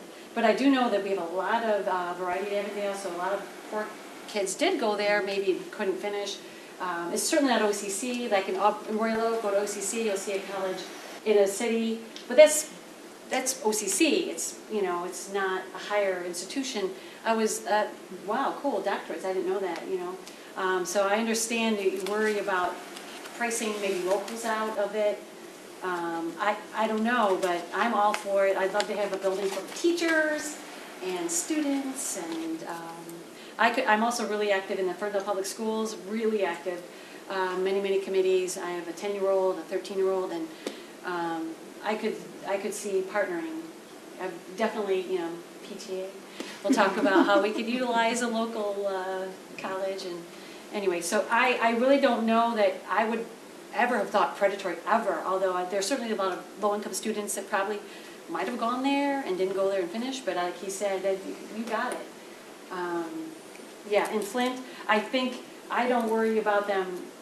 I mean, anybody could go out of business, but I think what they chose us for is to consolidate, and it is sad for Flint. I think everybody else is fairly close. Yeah. About 20 miles from east. And so, direction. yeah, so I don't see it as like, oh no, they're gonna leave those people hanging, then we're gonna be hanging. I think it's like to make an economic decision and come in one place, and I think that's probably smart. I don't know. I'm really happy about it, although I'm concerned. I don't ever want my friends right here on Vester, on the business side, to be priced out. I can see, new businesses, where's student housing gonna go? So, no gentrification, please. Yes. So I know from previous conversations that there are some aspects of this that Jen will maybe want to jump in on in a few minutes just to provide some context. I think you have another comment, and I know you'll keep it just Really to add on. So I'm trying to steer clear from anecdotal evidence. I worked at Baker for 6 years in Flint Township. I'm an educator myself, right? One of the things I tell my students is we can try, right, as hard as we want, right? Effort doesn't always equal outcome, right? I wanted to be a baseball player when I was growing up, right? Golly gee, right? I wasn't good enough to be a baseball player. So like anecdotal evidence about you teaching your butt off or whatever, it's great, right? Good stuff. Data shows us, like Flint, Kettering, 60.8% graduation rate in 2013. You move on to Flint, 37.5%, right? Baker, Flint, 2013, 9.1%. I mean, that's just data. That's not anecdotal evidence. That's not, I like the students. I love the students that I worked with at Baker when I did. I didn't like the administration. I didn't like the policies. I didn't like what I saw. I could give you anecdotal evidence about having a cognitively impaired student in my class, in a 300-level English class, that could not comprehend high school readings, let alone college 300-level readings. So I can also go the anecdotal route. I've deliberately tried to steer clear from that. And again, I mean, the numbers are what the numbers are. I will come back to you. I was wondering if there were other folks who wanted to jump into the conversation or have additional questions. Okay, so you'll do the same thing, right? We're brief. Yeah, very great. I just have, when you were teaching those 6 years, did you feel like you were preying on the student? I felt like I was trying to get as much experience as I could so I could go to a legitimate institution. But the student? You were teaching the student. I certainly tried to educate the I'm going students. to cut you guys off because I think this is a conversation the two of you could have also together. Any other expansion on this, or have we laid out the questions that we have over here? Do you want to give a brief response to some of the things that? Sure. Yeah. Okay, so I guess what I'd say to the various comments, and certainly I appreciate all of them, regardless of, maybe what the opinion might be. Negative and positive, again, it doesn't really, and certainly you've got some data points. This is what I'd say. The college itself has gone through a major change, okay? We have changed the institution, we've changed who we are. And over the last 5 years, we've gone from being an institution that was open enrollment, okay? That means that we really wanted to give, because, you hear, for the longest time, you hear, college is for everybody. College should be accessible. So that's the model that we actually used to follow, that college is for everybody, we are an open institution. Okay, so in the last 5 years, we've really started looking at the data in the pieces and really what's fair to students. And I would say other institutions, when you've got a student that might not be college ready, those institutions will say, okay, you are conditionally enrolled, and you don't actually count in the head count, okay? We didn't do that. We said, Patrick, you are a student, you tell me our head count. Okay, so this is my friend Patrick from the Development Agency, by the way. Everybody meet Patrick from MacQuest. So Patrick is a student, all right? Probably not the smartest thing for us to do because Patrick is extremely intelligent. That's not what I'm trying to say. But Patrick didn't make it past the first semester because he wasn't college ready, okay? So from our standpoint, we looked at that and we were like, this is not fair to the students, it's not the right thing to do for the institution. So we then implemented and instituted development ed classes, okay? So as part of that model, we said, okay, we're gonna offer dev ed, and we're gonna offer dev ed at an extremely low cost, and you are no longer going to be admitted into college. You're conditionally accepted, and if you can pass the dev ed, then you're in. Okay, so that was one piece. And then, as part of that, we implemented grade point averages, so you gotta have, an SAT score, and you gotta have a grade point to get in. Okay, so now we actually have registration requirements, or admissions requirements. So we were never preying on people, we were actually trying to do something that we thought was the right thing, and we've been doing it since 1911, okay? And the other thing, when you look at graduation rates, the way that they're calculated, it's 150%. And the majority of our students are part-time because the majority of our students were first-generation students. This is the first time that they ever attended college. They might not have understood what was required of them or actually, how to go about being successful in school. And certainly we tried to coach them along. So as we've gone on and as we've changed our business model, and you could say, okay, well, you made a comment about Baker College being a family institution. We are certainly not a family institution.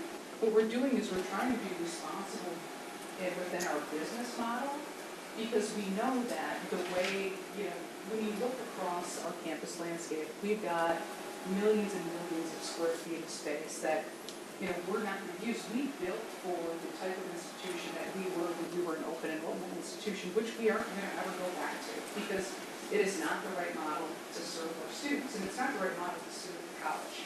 So you can say that, okay, perhaps it was predatory or perhaps we're failing, but in reality, us not being an open enrollment institution was a huge impact to our financial well-being, right? And not that there's anything wrong with our financial well-being, but that means we're enrolling fewer students. That was a business decision because that's what we wanted to do for our students. So we do take a lot of pride in the way in which we recruit our students and the type of students that we recruit. We still do have a lot of first-generation students, which are certainly near and dear to my heart. I was one of them, I can say. And within the last 2 years, with our strategic plan, and within the last 5, our entire management team, for the most part, has changed. Our CEO is different. The campus president, the Clinton Township campus president is no longer there. We've had lots and lots of retirements. And we actually changed the way in which we lead our institution. So we're no longer, we used to be numbers driven, right? Like, oh, we want to be this size institution. We are no longer numbers driven, we're quality driven. And we have really, the numbers that you look at too are from the way graduation rates are calculated. It's a 6-year graduation rate. So you're looking at students that started 6 years ago. It's not students that started when our business model changed. And as a result of our business model changing and the way in which we admit students, that we now have a 60 to 70% retention rate from fall to fall, which is before, that's not actually what we had. So again, we provide services for our students, and then Pell Grants, we actually do, our students, we do have students that, again, being in low-income areas, so when you look at Flint, Auburn Hills is low income because it actually butts up to Pontiac. And those were strategies, again, for us that we were like, we want to be in these communities because it's important to us to be in these communities to try to give these students, an opportunity. And again, it's not that we don't want to give those students an opportunity, but we want those students to be successful so they can come to us, we'll give them free developmental ed, and if they can pass it, they can be our student, whereas before that wasn't the case. So then, am I out of time? Keep going. Okay, so then the other question I had about why wouldn't we use one of our campus locations? Because the location that for those particular campuses, that's not actually the type of student that we're necessarily serving anymore. And we also want to come to a community like Ferndale that, I will say, Ferndale over the years has really changed. The way the Ferndale that you were, 20 years ago, 10 years ago, is not the Ferndale that you are today. And I would also argue that Baker College 10 years ago, even 5 years ago, is not the Baker College that it is today, nor is it the college that we aspire to be a totally different institution. When you look at institutions and you look at what they provide, we're not here to provide sports teams, we're here to provide a quality education, and that's what our mission is. So I'm going to lob you an easier question, but I just want to wrap up some of the things that are here. Can you just speak quickly to the class times, just to clarify, like when are students actually in class? When is the building empty? Okay, so this is, and I think you said there was, now I'm remembering, there's some, that might change a bit. yes. So we, as part of this discussion with the city and the residents, we're willing to change our start and stop times for classes to try to accommodate things like traffic flow and parking. We typically offer classes Monday through Thursday. We do have some on Friday, but not a lot. And we really don't offer classes on Saturday, but our building will be open. Now, can all of that change? As we're going through this in the cities, and you guys are saying, okay, our classes are typically from 8 to 1, and you're like, well, that doesn't work because this traffic study, can you make your classes actually start at 9 and be 9 to 2? We can certainly have that conversation. We were open to making changes to accommodate, the residents. What does it mean that the building will be open on, so it'll be open on Saturday? We typically, and again, this could change, but we typically don't offer classes on Saturday. Our building is open for study time and such. But part of that too is part of the discussion with the city about using the parking structure and the parking deck as part of, as part of revenue sharing, and how could we actually make sure that the cities, they benefit from us having a parking structure here, in addition to the spaces, right? So, and that was probably the number 2 most frequently asked question right around parking. You can go sit down. May I ask just one question quick? Yes. When did you change your business model? 3 years ago. 3 years ago? And have you been keeping track of the last 3 years to see the growth and development? And where could we access that information? Okay, so growth and development in what way? Well, you've said you've changed your business model. So how does your new business model, how has it grown since you've changed? So you're not admitting the students who aren't qualified any longer. So that eliminates the Pell Grants coming in, so a lot of finance. We still get Pell Grants. The business model that we've changed, again, it was 3 years ago, but and certainly you can go out and look at our 990s and see that information. But one of the reasons that we're making this change is because it's just not financially viable or sustainable for us to keep 9 campus locations across the state. So one of the reasons that we want to consolidate, so we're consolidating 3 campuses into 1, and Flint and Owasso consolidate and into Owasso, the Owasso location.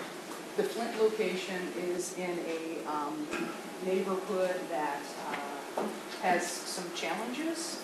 And of course, it's hard to recruit students to Flint with all the water press.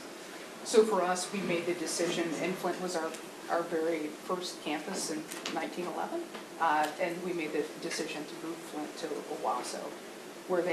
And we have residence halls in Owasso and Cadillac and Muskegon. And do you get a lot of federal and state money for your education? No, I would say when you look at the publics are solely run, for the most part, on public funds, like state dollars. We get a part of a Michigan tuition grant, which is a very small percentage. Our students do qualify for financial aid since we're fully accredited. And again, so when we talk about the cost of our degree, we offset most of that cost with the $8 to $10 million a year that we provide in self-funded scholarships. Okay, thank you. Sure. So I just have a Yes. So did your other locations, were they open on Saturdays? Yes and no. It depends. So if you were to look at, I don't know if you've had an opportunity to see our campuses, where they're located in areas, and that's another reason that Ferndale is so attractive. They're located in areas that there isn't anything walkable. They're really kind of located, like if you look at the Clinton Township Gratiot location, it's a little bit off of Gratiot. There's really not much going on in Gratiot these days. So, but yes, we do have classes on Saturday at some of those locations. But for us, we would talk about, again, this should be mutually beneficial for the community. And if you guys think that Saturday classes are a benefit to the community, we can certainly change that structure if needed. But we would expect to be open, and that would be study time. Also, if we've had conversations about that first floor, letting people use the first floor for events, so that's open for that as well. We've had, I think the library has an interest in doing that, for their speaker series, so there's things that we're certainly open to doing. And then what happens to your existing students that are in locations that are being closed? Those students are being offered scholarships to transfer to any of our campus locations. So if they want to come to Ferndale, they get an extra, equates to, depending on your status, if you're part-time or full-time, but you'll get about $1,500 a year that would cover any inconvenience to a particular student for having to go outside. So if Ferndale ends up being our home, when you look at those 3 campuses, the campus that's furthest away is 17 miles. So we offer a scholarship for those students. So I saw a couple of cans, there's one there, and then, was your can also up? Or no? Okay, so then the second one's there. The question's related to the hours. So we talked about how many days and the hours during the day. We do have a lull over the summer or between semesters. So could you just walk us through the calendar year of like term break when you start back up, or is there a gap? Is that There's a small gap, but the gap generally is like 1 to 2 weeks. So we operate all year round. We're on the semester system. So we start in August. So, there's 16 weeks. And then students are done usually around mid-December, December 15th, and then they start back up again, let's say the first week, this year was January 7th, I believe that was a Monday. And then there's, we call that spring. So spring goes on for 16 weeks. And then we also have a summer session that goes for most of the summer. Those poor students probably get like 1 or 2 weeks off. That's what it works. There's another question. Yeah, so I guess I'll start by saying that I came here tonight because in my limited interactions with Baker College, I've had a negative experience. Okay. And, but I hear you saying that Baker College is not the Baker College that I'm familiar with.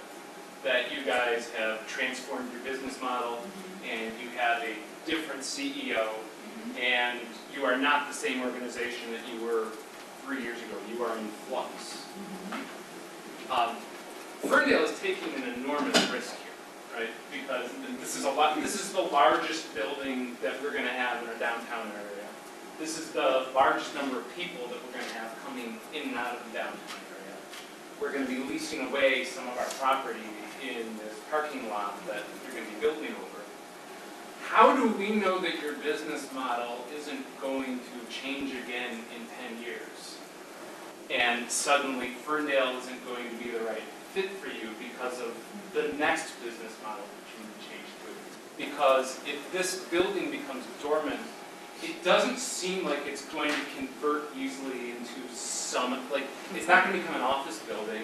It's only going to be useful as an educational institution, and who else is going to house that space? So I guess my question is, since we're taking an enormous risk here, how can we be reassured that this organization that is changing right now isn't going to continue to change away from us in the near future?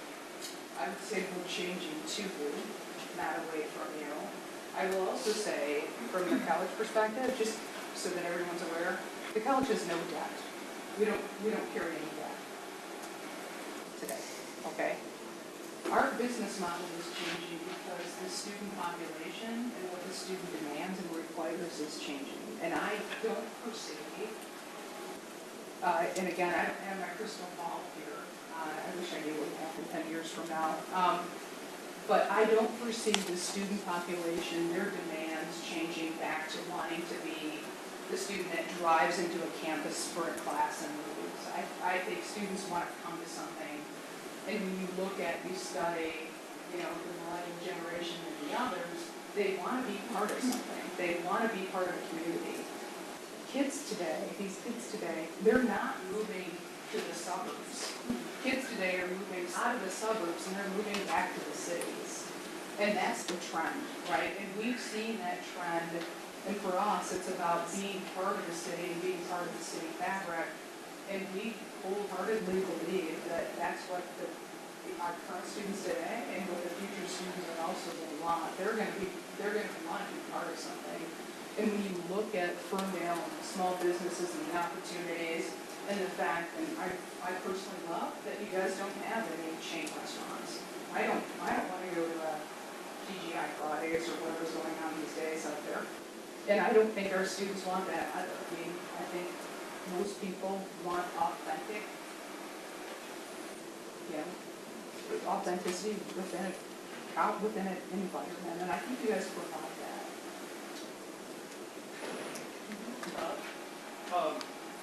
But I guess that doesn't address my question, which is that higher education is changing at a massive rate. And the number of defaults on student loans in 2014 was like 200,000. And that's what the number had been for the last 10 years. And then in 2015 it was 400,000, and it's pushing 1 million now. So we're kind of moving over a cliff where there are going to have to be massive changes in post-secondary education. My financial advisor informed me that if I want to send my eldest daughter to the University of Michigan for 4 years, it's going to cost us $350,000, right? So there are going to be massive changes in higher education, and you guys are showing that one of the ways that you respond to changes is by reconfiguring where your buildings are. And I'm worried about having this massive building that's 4 blocks from my home that you guys aren't inhabiting anymore in 10 years. Answer that as a developer, the potential adaptive reuse of this building is enormous.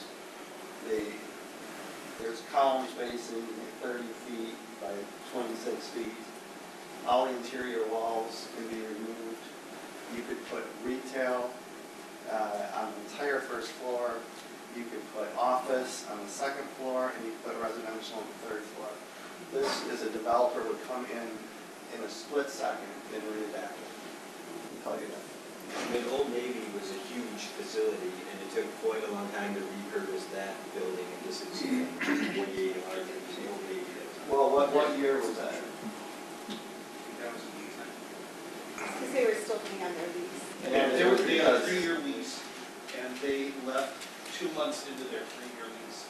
And the owner of the building wasn't going to spend any effort in getting a new tenant when he was guaranteed another 2+ years.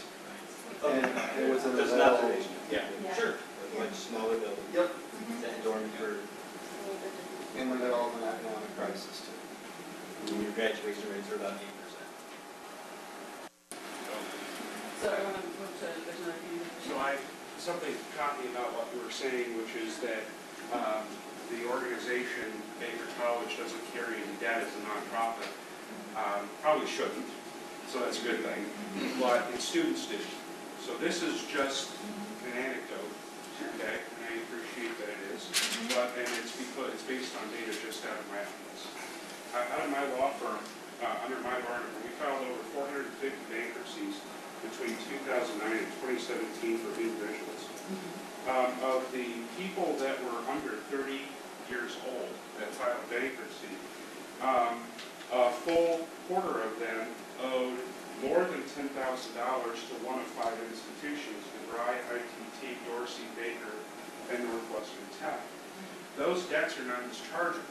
There's no recourse. Those are educational obligations that are now stuck with them. And what happens is that they'll come to this horrible graduation situation, incur a massive amount of debt, and leave with no job prospects and no ability to get out from underneath that bed. And while I appreciate that Baker itself doesn't carry any debt, many of the students who have failed educational, buy-ins here do. And they're going to be paying for those things dearly for a very long time. And I'm wondering if that is a Ferndale fit. If that is something that we as a community, if that's a value that we have here. And I'm not convinced it is. I'm just not. I'm not convinced that that is one of our values in this community. What do you have to say on that? So I guess what I'd say is, I think overall, the student loan crisis it's major. It's not a Baker problem. It's not a ULM problem. It's a problem in this country. I mean, if you look, I think student loan debt now is at $1 trillion total. Students are taking on significant debt to go to college, and again, for us, we help. Historically, and this has changed, but we used to pay for most of our students. So I'm surprised that I guess I'm not surprised. The federal government, if you're a student and you want a loan for financial aid, you want a financial aid loan. If your college costs, let's say it's $5,000 a semester, the federal government will let you borrow in excess of that for living expenses.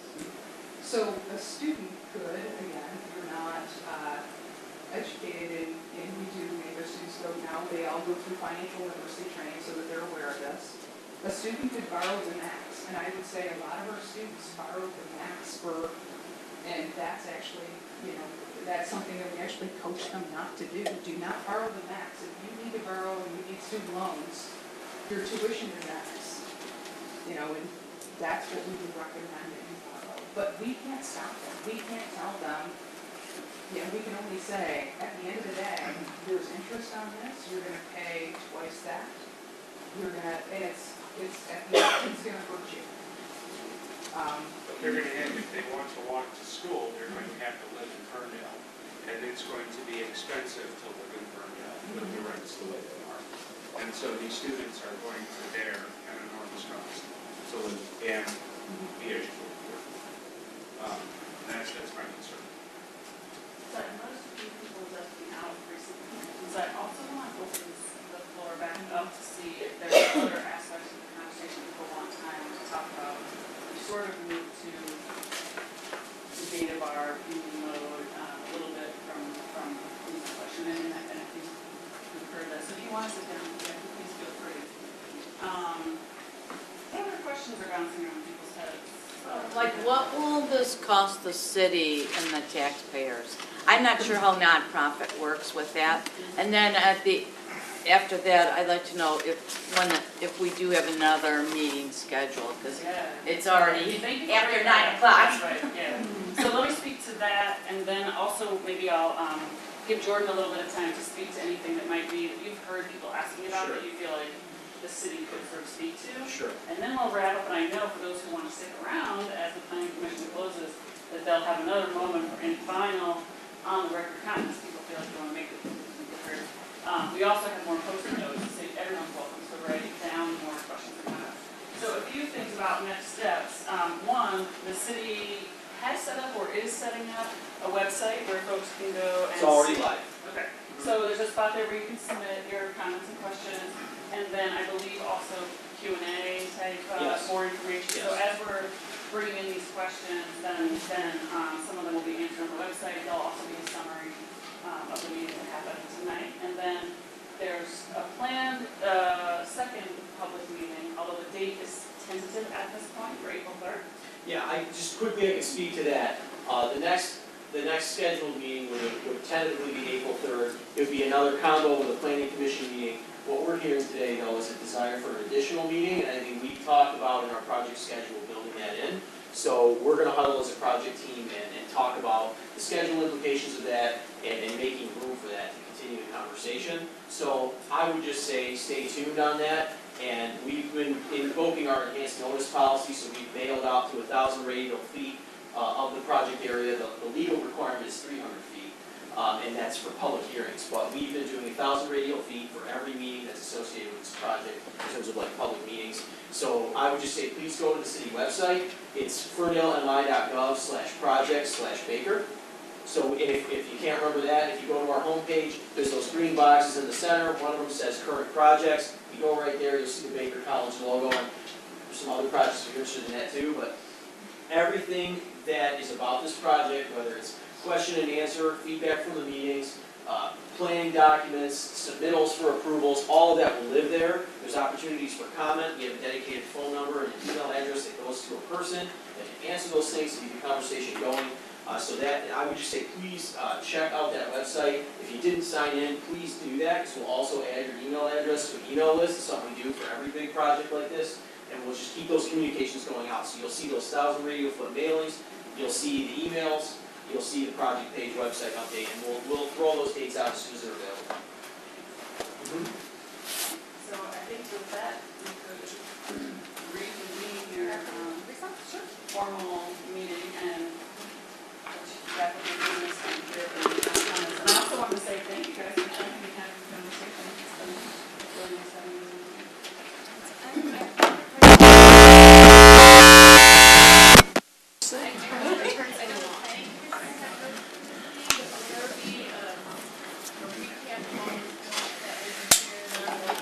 Yes, everything, literally everything will be on that project. Tomorrow, so you can tomorrow.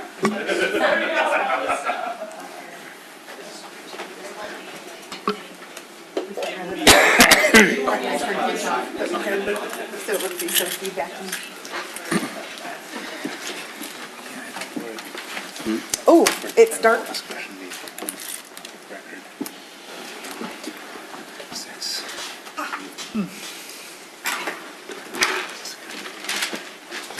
And we're not on TV, but we still should sit in the dark. All right, so we will come back together. Let me grab my agenda. Rich, do you want us to do that motion now or at the end? We can go ahead and do it now, just. Okay, so our city clerk has requested a motion to come back into session, and we will make the correction about the motion going out. So thanks for mentioning it, Dan, because we did some research in the meantime. Okay. So we need a motion to come back into session, please, from our we recess. come back into regular session. Support. Thank you. That was a motion from Councilman Martin with a second from Commissioner Williamson to come back from our recess. It is, there's a glare. It looks like it's about 13 minutes after 9. Thank you. All in favor of coming back from our recess? Aye. Aye. Any opposed? Thank you. That motion passes. All righty. So I want to thank everyone tonight, and God bless you. The conversation was robust. I appreciate that we had a few different ways for people to offer input, moving around, writing things down, asking direct questions, having conversation. I think people learn and communicate in different ways, and I appreciated that. So thank you to Anika. Thank you to our city partners for putting that together. Thank you to Baker for taking the questions. And thank you to everyone who's stuck it out with us. It sounds like we will have at least one more meeting coming up to see how the city of Ferndale and Baker respond to the input that's come in from the audience. And the Planning Commission is going to give some feedback and input and ask some questions up here as well. So I first wanted to see, is there anyone who, just kind of a last call, if there's anyone who wanted to add, felt like their input wasn't part of the summary, had something that they needed to add, kind of last call for questions and comments for the audience before the Planning Commission offers their questions and comments. So if there's anyone who wanted to offer another question or comment, you're welcome to come on up to the podium. If you'll state your name and address for me for the record. I'm Sharon Chess, 1119 Royal Boulevard. Is this like a council meeting? Yes, it is. So, Jackie, thank you very, very much for answering some really, really tough questions. Same thing with you, Jordan. I felt satisfied with the answers that I got. I caution the decision to move forward with it, though, only because of past businesses that are very successful within our community. Valentine Baca, Garden Fresh, Rosie O'Grady's, and Palo, the business owners there. Before they moved forward buying other properties or growing businesses, even Treat Dreams, what they did is they were at least in business for 5 to 10 years before moving forward. So we knew that they were pretty successful with their business model and their dedication to making it work here and staying in Ferndale. Baker is just coming into their third year, or exiting their third year of their new business plan, and in my opinion, I don't think they've proven the new model to work yet. So this is a very, very large risk for the community to take without having assurances that they will succeed for a minimum of 10 years moving forward. Thank you. Thank you, Sharon. Welcome. Hi. Sarah Brown, 160 Vester. So it seems like an aggressive timeline for you breaking ground on this. So I'm wondering if the city is accommodating Baker's need for their 2020 opening and this decision making. I know it was a long time for the discussions with the DOT and other construction projects. So I just wonder if the decision is a bit rushed in terms of having these extended discussions. I think from today we can see that there's a lot of opinions and things to be considered. Thank you. Any other questions or comments from the audience before the Planning Commission offers ours? All right. Jordan, I'm going to let you take Sarah's timeline question, because I know that you're the one who's managing that. I've seen the spreadsheet. Everybody is managing that most closely. If you could talk a little bit about who's setting that timeline, how we're managing, sort of appropriate public input and negotiations on a public property, that sort of question. Sure. No, that's a fair question, and I appreciate it a lot. So, when developers come to the city and they sort of set out their needs and their goals, we tell them the implications of those goals on that process. So, with the end period, the 100-day period, the risk is really on Baker. If they can't meet the bar in that 100 days, it's really like the city doesn't really lose out on anything as far as if it doesn't work out in that window. We went through an exercise and vetted a potential development. We've had, ever since the DOT was announced, we've had folks come and from the marijuana industry on up, asking if we wanted to sell any parking lots, and if we wanted to do this, if we wanted to do that. And so our office fields those offers, which usually wind up in what I like to call my broad speculation file, or the BS file for short. These folks came with masses made, site plans investigated, and so they came with a seriousness that they were ready to go through our standard and our approval processes, our public hearings, our ordinance, and complying with those things. And so the way that we're looking at this is we're taking, the need that they have said, their timeline, their goal, at face value. And we signed an MOU with the understanding that we're gonna go through these processes and we're gonna make sure that our folks feel heard. And if they don't feel heard and we don't feel like we're in a position to move forward, this is not a guaranteed project. Now, obviously, both sides are working in good faith. We're trying to, if a win can be had, to achieve it. But we're not going to accept a bad deal for the city. So the input that we're receiving here, the input we're receiving from the study committee, the input that we'll continue to receive, we've built in flexibility that as much as we can in terms to incorporate additional meetings. This meeting, frankly, was a metronome for us to kind of see where the project stands in the public eye and what concerns are out there. And so we've sort of had an eye on this meeting from the start in terms of helping us identify what additional conversations are going to be needed and what kind of additional meetings are going to be necessary. And so we're hearing loud and clear that we want additional conversation. And I'll say, frankly, that's not a big surprise to us. This is a big project. So that being said, we are confident that as long as the dialogue continues in this frank way, in this candid way, and as long as we continue to be transparent, that we can feel confident one way or the other as a city at the end of this NRA that this either is or is not a good deal for our community. So that's the attitude that the city staff is taking on this. And I'm happy to answer any further questions on that for sure. And all the timelines that are presented, those are all tentative, and they're all the huge asterisk on every single one of those phases is the city sets a bar, and if Baker meets it, they can move to the next phase. But if they don't meet that bar, they don't get to move to that phase.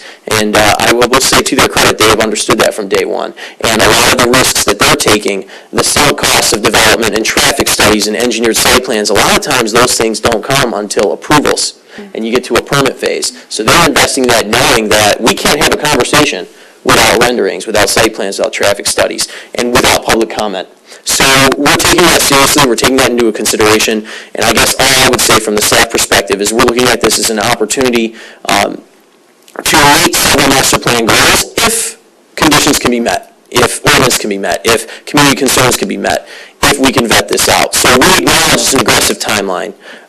It's certainly not one I would have picked. But that being said, sometimes opportunities come across your lap at times you don't predict. So this was an attempt to earnestly and in good faith investigate what could be a very positive experience for the city, again, pending conversation. So that's kind of how we're going about it. And then we're laying all our cards on the table, and we're also lovingly forcing Baker, and it hasn't been too hard to force that same transparency from their side. They've been very eager to lay their cards down and be transparent as well. And we were very frank from the upfront, and that's why there were sort of 4 to 5 months. I apologize, all my time sort of blurs together at this point, but the pre-vetting that I referred to at the beginning of the meeting, that was critical. We could not have even conceived of even entering an era had they not given us the baseline information to start the conversation. So those months of, here's our ordinance, go show us a massing, show us that you understand our ordinance, show us that you'll meet this, tell us what sites you're picking, and by the way, show us that you have site control. So nothing gets considered by our staff. We don't put staff time on hopes and dreams. You have to have site control to come to us, and so they met all of those hurdles to get to this point. So that's essentially our perspective on it. And again, I'm happy to continue to unpack that if people have additional questions. Thank you. And you and our assistant city manager and the 3 council people who are part of those negotiations, City Councilwoman Piana, and Mayor Pro Tem Pollica, and Councilman Martin are all here tonight too, right? So yeah. The people who are most active in the big picture conversations and contracts are all here tonight. So I appreciate that. Through the chair, we're not doing a contract, but if I may add too, another reason that we feel we don't take this for granted, we don't take this lightly. So I don't want folks in the community to think that like we're getting stars in our eyes on wow, here's a bunch of daytime traffic, and like this is just an automatic slam dunk. One of the things that we lean on that has made this timeline what we feel is possible, obviously again with conditions, is that a lot of the heavy thinking and heavy lifting in terms of how to make something like this feasible from a planning standpoint, a lot of that heavy lifting we've learned quite a bit over the past planned unit developments that we've experienced over the last 2 years, over the DOT itself, that 3-year engagement of massing of parking decks, how to do them properly, how to structure the economics of a project for affordability for small businesses and for residents, the implications of real estate development on rental rates surrounding. We learned so much in dealing with developers with the DOT over the past 3 years. All of that knowledge being brought to bear. It was alluded earlier, the massings for the deck and helping pick the site.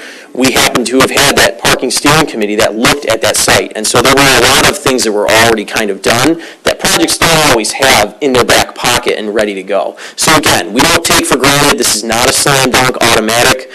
It's a very serious thing. In fact, one of the things that our team was sort of consensus on is the biggest concern for us is making sure that the technical stuff is, and I don't say this lightly or crassly, it's relatively easy to figure out. It's engineering, it's ordinance. The community fit, the community concerns, and whether or not this works for us, that's the stuff that we're really trying to put the most emphasis on in this process and making sure that the community feels heard. That's our biggest concern in terms of the 100 days, and we're trying to make as much room for that as possible. And again, knowing that the city's not going to enter into a bad deal at the end of that period. And if it has to be extended, and that still makes this project possible, that's kind of a conversation that continues between, it's a two-way street. If we feel we're not ready to make a decision by the end of 100 days, we can convey that, and then Baker has to ask themselves is, okay, are we continuing to walk down this road, or do we have to make a decision? And that's not forcing our hand one way or the other, that's just a fact of the timeline. So that's something we're very cognizant of, and we're going in this eyes wide open, that we're going to see if it's a good fit for us or not, and that's what the end was all about. Thank you. All right, so our planning commissioners up here, I know many of us came with lists of feedback and questions. We got some from Commissioner Rock, who we knew wasn't going to be able to be here this evening, and those already went to Justin, I believe. So I'm going to kind of look down the table and see who might want to start our conversation with any questions, requests for information, comments on site plans. Well, not site plan, but you know what I mean, the proposal in front of us. Just maybe one or two simple questions. How tied is the garage to, is it, you get both? I mean, they're both coming, or is it either or? So that question might have been put out there. If you build one, will you necessarily build the other? We would expect, and obviously Council and Planning Commission keep me honest here, but we would expect that a development agreement would require both. You wouldn't be able to have one without the other. Obviously, we would phase them, keeping in mind all the construction that's going on in the dot, et cetera, but we would not issue a C of O until we had assurance and guarantee that that deck was going to be built. So they have to, but any development's got to have, it's a parking requirement. They got to meet their requirement on site, or they have to show us parking share agreements. And parking share agreements, I say that, but that's really not feasible for this scale of development. You know, show me where you're going to get a parking share within walking distance. That's 200 spaces. You know what I mean? So it's just not, you will have to have both. There's no scenario where these both don't happen. Thank you. If it goes forward. Thank you. And just one quick question or observation, and I know these are renderings, but... Is your mic on? Yeah, it's green. Okay. Okay. Did the bike lane go away, or did the property line move forward enough and squeeze the street, or is it just not rendered in the drawing? It's just not rendered in the drawings. Okay. Thank you. Yeah, I shouldn't have said site plans. They are that's okay. conceptual images, but... and I had other questions, but I added them to the board, so I'm sure they'll be part of the conversation. Okay. Commissioner Cassian? Sure, I have a whole lot of comments, so I don't know if anyone else wants to. Me too. So I figured I'd let everyone else go first, frankly. Just a real quick foundation question. As far as ownership of the parcels, I know you're stepping out, but I wanted to catch you before you walked away. What is that underlying ownership, and how is that going to be structured as far as specifically the city-owned parking lots? Fantastic question. It's one that actually came up in the side conversations too. So this is all still under negotiation, right? But the conversation at this point, we've talked about, and this again is conceptual, you know, it's subject to obviously getting to an agreement that both parties sign, so the inner lawyer and me. But our preference would be to have control over what goes on. So the way that might play out is the city hall lot, we would lease. You know, and there's strategic reason for that, because we want control of the parking, and we want impact and influence on the uses that go on both sides. So ownership of public land, that creates an opportunity to have sort of and I'll say it lovingly, a heavier hand in terms of and more influence in what those uses are and how they're structured and what they look like, et cetera. The school parcel, there's flexibility. There's an opportunity to lease that parcel as well, the city lot that we own there. Or there could be conceivably an opportunity where they own that land, but we have what's called a right of first refusal. If they were to go sell, we're first in line to acquire that property back. So we're negotiating that out, but basically it would be mechanisms of control. And all of this would be bound by their very certificate of occupancy, if they were to move forward, would be bound by these development agreements and a payroll community benefits agreement. So all of that stuff in writing, bound by both parties, and very, very clearly and I'll say again, lovingly, excruciatingly spelled out in terms of performance expectations. And through the chair, with a follow-up on the city hall parking lot, if that's a lease structure, so then the operation of the entire structure as well as any other development on that site is leased through the city, but essentially operated and everything else through Baker College. Is that how that would operate, or are these public parking spaces that are operated in the same way as any other city public parking space would be? So again, still subject to negotiation, but the preference is it would be basically a public parking system. All the spaces in the deck would be signed and numbered like a Ferndale space, and you would have a situation where because they have to meet their own parking requirements, there'd be on the number, and please don't quote me on this because I haven't run the math myself just yet, in terms of the exact number of spaces they would be required, but that number, we've been talking about, like, okay, during Baker's operational hours, which they've expressed flexibility with, those would be Baker spaces. And then outside of their operating hours, the seamless nature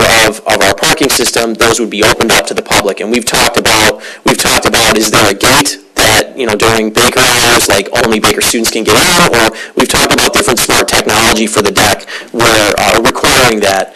Where if you've ever been to Motor City Casino, I think it's Motor City, or is it Greektown? They're Greektown. So this is a very early iteration of that technology, but if you've ever noticed, you drive through the rows, and there's a green light when the space is empty, and a red light when it's full. There's opportunities to program your deck to have smart technology to identify, which spaces are available for public and which are not. And even through our back-end permit systems, like, for example, the city staff, we have electronic permits. So there's that row on the City Hall lot, that's City Hall parking, Saturday, or Monday through Saturday till 6. We don't have little placards anymore, like staff just parks in that row, and we have permits that are all managed back-end on the system, so for the user, it's a seamless experience. And we've talked about having a single operation, a single maintenance, and a revenue share that makes the city whole for that. And again, that's all still subject to negotiation, but those are just the high-level concepts we've bandied about in terms of negotiating through that. Okay, I'm sure we'll get back to some of that when we get to maybe topic-specific discussion in a little bit, but I don't want to interrupt too much. I just wanted some of that foundational knowledge first. Thank you. Eddie is. Sure. Okay. If you needed to step out, please.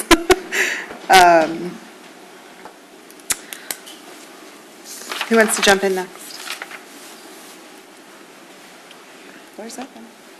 Commissioner Casio? Sure, I'd be happy to jump in, sure.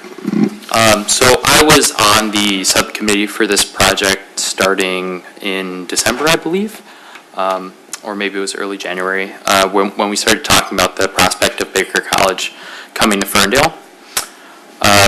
Although we've been given a lot to think about tonight, I came into this evening very excited about this project. I'm going to apologize because of how formal I'm being. I had a lot of thoughts, so I had to write all of this down today. So during the warmer months, I walk by this property every single day with my dog and my daughter, so it's very near and dear to my heart as to what's going here. I'm ecstatic to see something happen here, especially a project that, in my opinion, will have a positive effect on the city, adding many, many more students to Ferndale during the daytime when we want to increase activity the most. I think having higher education in Ferndale is great. I think adding retail to the program is admirable, so I'm very excited about both of those. I think as the project moves forward, I can't wait to hear what other benefits Baker will provide the city and its residents. So with that being said, I'm going to limit most of my comments to the architecture, the site plan, and the streetscape. So all of the program of Baker College aside, I think we've heard a lot of that tonight, but that's where I'm coming from. Starting with the building character, I mean these notes as constructive criticisms as well for a very important and iconic project that's going to happen in downtown Ferndale. So starting with the character of the building, I was caught off guard a little bit with after our preliminary discussions. I was expecting to see a brick building after the amount of conversation surrounding brick as a somewhat iconic building material in Ferndale. Not to say at all that the building needs to be brick, but in its current kind of precast, concrete, and metal panel state, the building does seem a little cold and kind of out of context with its surroundings. I believe the building looks a little institutional and not in a collegiate sort of way. And I had two people actually ask me today how many parking spaces were in the building. Because it looks like a parking structure? Right. Got it. So there doesn't seem to be, with such a long building, there doesn't seem to be a lot of variety in the facade right now. It feels a little monolithic and monotonous, which could stand to be broken up either horizontally or vertically with material changes or some other kind of articulation. I think there are a fair number of nearby buildings with, for lack of a better word, rusticated bases or vertical material changes. Ferndale Center comes to mind, lofts on 9 Mile.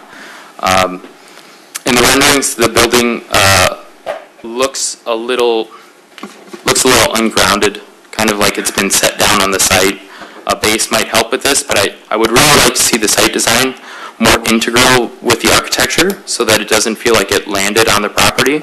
And I would really like to see this building as a part of Ferndale, not just set there.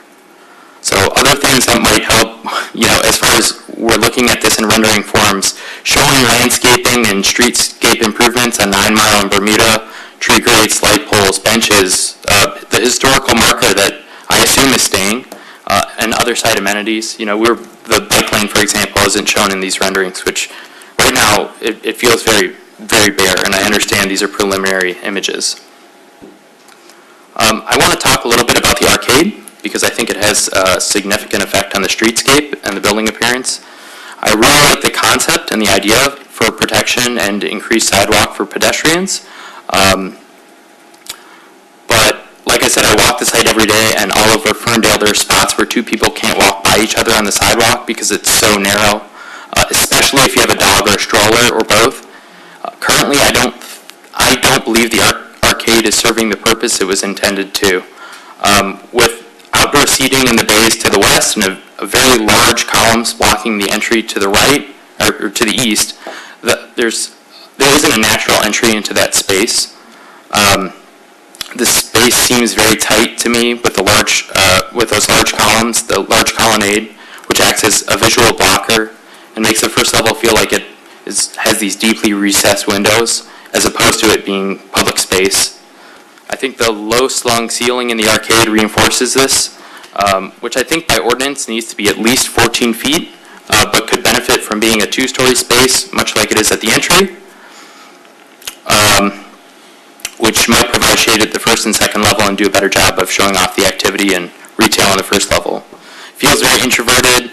I think we want to have an active streetscape. I think if you can't make it deeper and taller, it might be better to just bring the facade closer to the street so that the activity inside isn't broken up by that colonnade. Speaking of which, I think that it would be great to have some operable windows or something at the street level to create an indoor-outdoor space for that student area, whether it's windows a la Howie's Bayou or Public House or garage doors that come down to a knee wall. So it's not a point of entry, but it's more of an operable window. I think that would really, sights, smells, sounds all enhance the streetscape and the urban experience, and I think that's something that you can provide. I would love to see some more activation in the alley. Since you're removing the parking lot behind Como's, I would imagine there's going to be there's going to be much less vehicular traffic in that area. So how can that be enhanced? How can the alley be an amenity instead of a service corridor? I've brought it up before, but the Belt in Detroit, I think, is a good example of this. I don't know that the plaza to the west is helping this either, because I think the trees are blocking that retail space. In the first 2 bays, there's no visual connection between Como's, the Danny's outdoor area, as well as this new building. So I think that's not helping the situation. I think if I were a retailer, I would love being as close to that corner as possible with 2 frontages rather than hidden behind a plaza filled with trees and this little arcade. I would really be interested in seeing where retail signage is intended to go in the building. I think I know where it's going to go, but I don't know if that's aesthetically a great place for it. I think that when I wrote these notes, I mentioned that it's a great opportunity to have a roof terrace, which it seems like you've tried to show that, which I appreciate. I think that'd be a great amenity overlooking 9 Mile, especially if there's festivals going on in the city. I think one final thought is that the building is going to be visible from all sides, so these comments really apply to all facades. Even though the stairs aren't for entry, I think you could probably use them as features on the secondary and tertiary sides of the building rather than closed off blank walls with little porthole windows. And as far as the parking deck goes, I really don't have too many comments on that because we haven't seen any imagery for that, other than I think right now it looks like a single-use deck with a retail building in front of it, and I don't know that that's the intention of the form-based ordinance that we passed. So I would really like to see the retail as an integral part of the design of the deck moving forward. So I apologize for that being long-winded, but I spent a lot of time with these renderings, and again, I'm excited for this project. I just think that we have one shot to get this right on such an iconic site in the city, so I would love to see something that I'm proud to walk by every day. Through the chair, I think your comments were poignant and great, but you cleaned the room out. I noticed that. I apologize. Thank you. Please don't apologize for being thorough. Not at all. And if you haven't, I see that that's in your email. If you haven't yet emailed it to Justin, would it be helpful to have that in writing as information's being compiled and feedback's being compiled? Oh, absolutely. If you're comfortable emailing Sure. it to Justin. I emailed mine to Justin so that they could just kind of integrate feedback as best as possible. Commissioner Warren? Through the chair, I made some comments and wrote some questions for the board, but I'll raise a couple more now.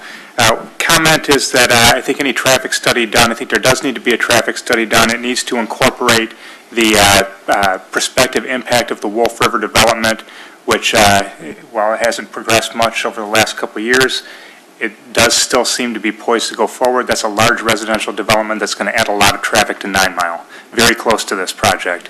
Also, it needs to take into account the effect of the train tracks and the frequency with which lengthy trains are passing through the intersection there right during sensitive traffic periods like rush hour.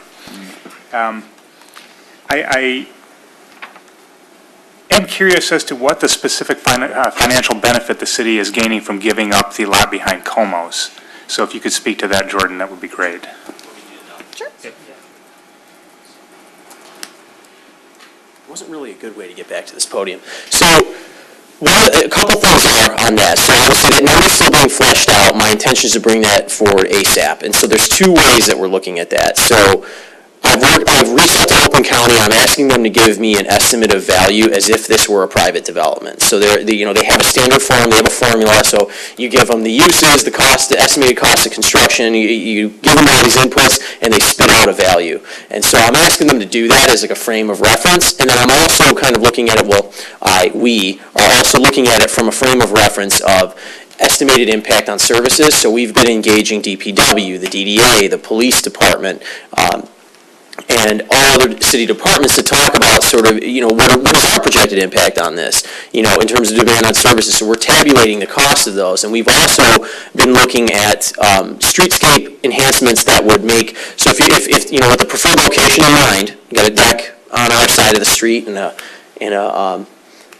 cottage, maybe I should go back, next to Como's on their side of the street. So navigating pedestrian flow and accounting for traffic which reaches those Walking Dead proportions when the train is going, and how can the streetscape be designed? So we're tabulating, one, what things could be done to improve that, and two, what those cost. So we're sort of on a potential revenue, like an opportunity cost benefit is actually one resident put it, like what is the opportunity cost versus private.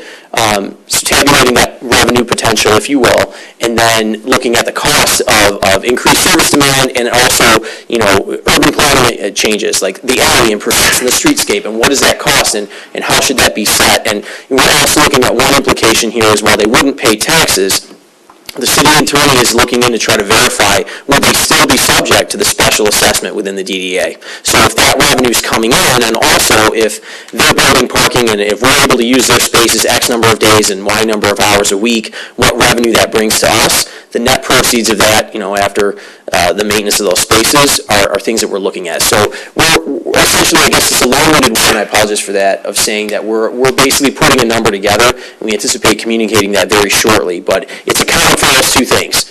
An attempt at quantifying the opportunity cost and sort of pretending this is private, and the projected the projected cost of the enhancements that would be necessary to the way Commissioner Cassio put it was sort of to look at the way that it is integral. The fabric is sort of woven together with the development as opposed to just sort of being like an isolated island. So I will get that to you all as soon as possible. That's going to be part of it, and sort of as we, it'll be yet another thing that lives on the project page and as part of a subsequent community meeting is rolling out like, hey, so we heard all of you today. Another thing we were waiting for was the input from tonight. I meant that when I said this is really a big metronome for us to validate what are those things that you want to capture.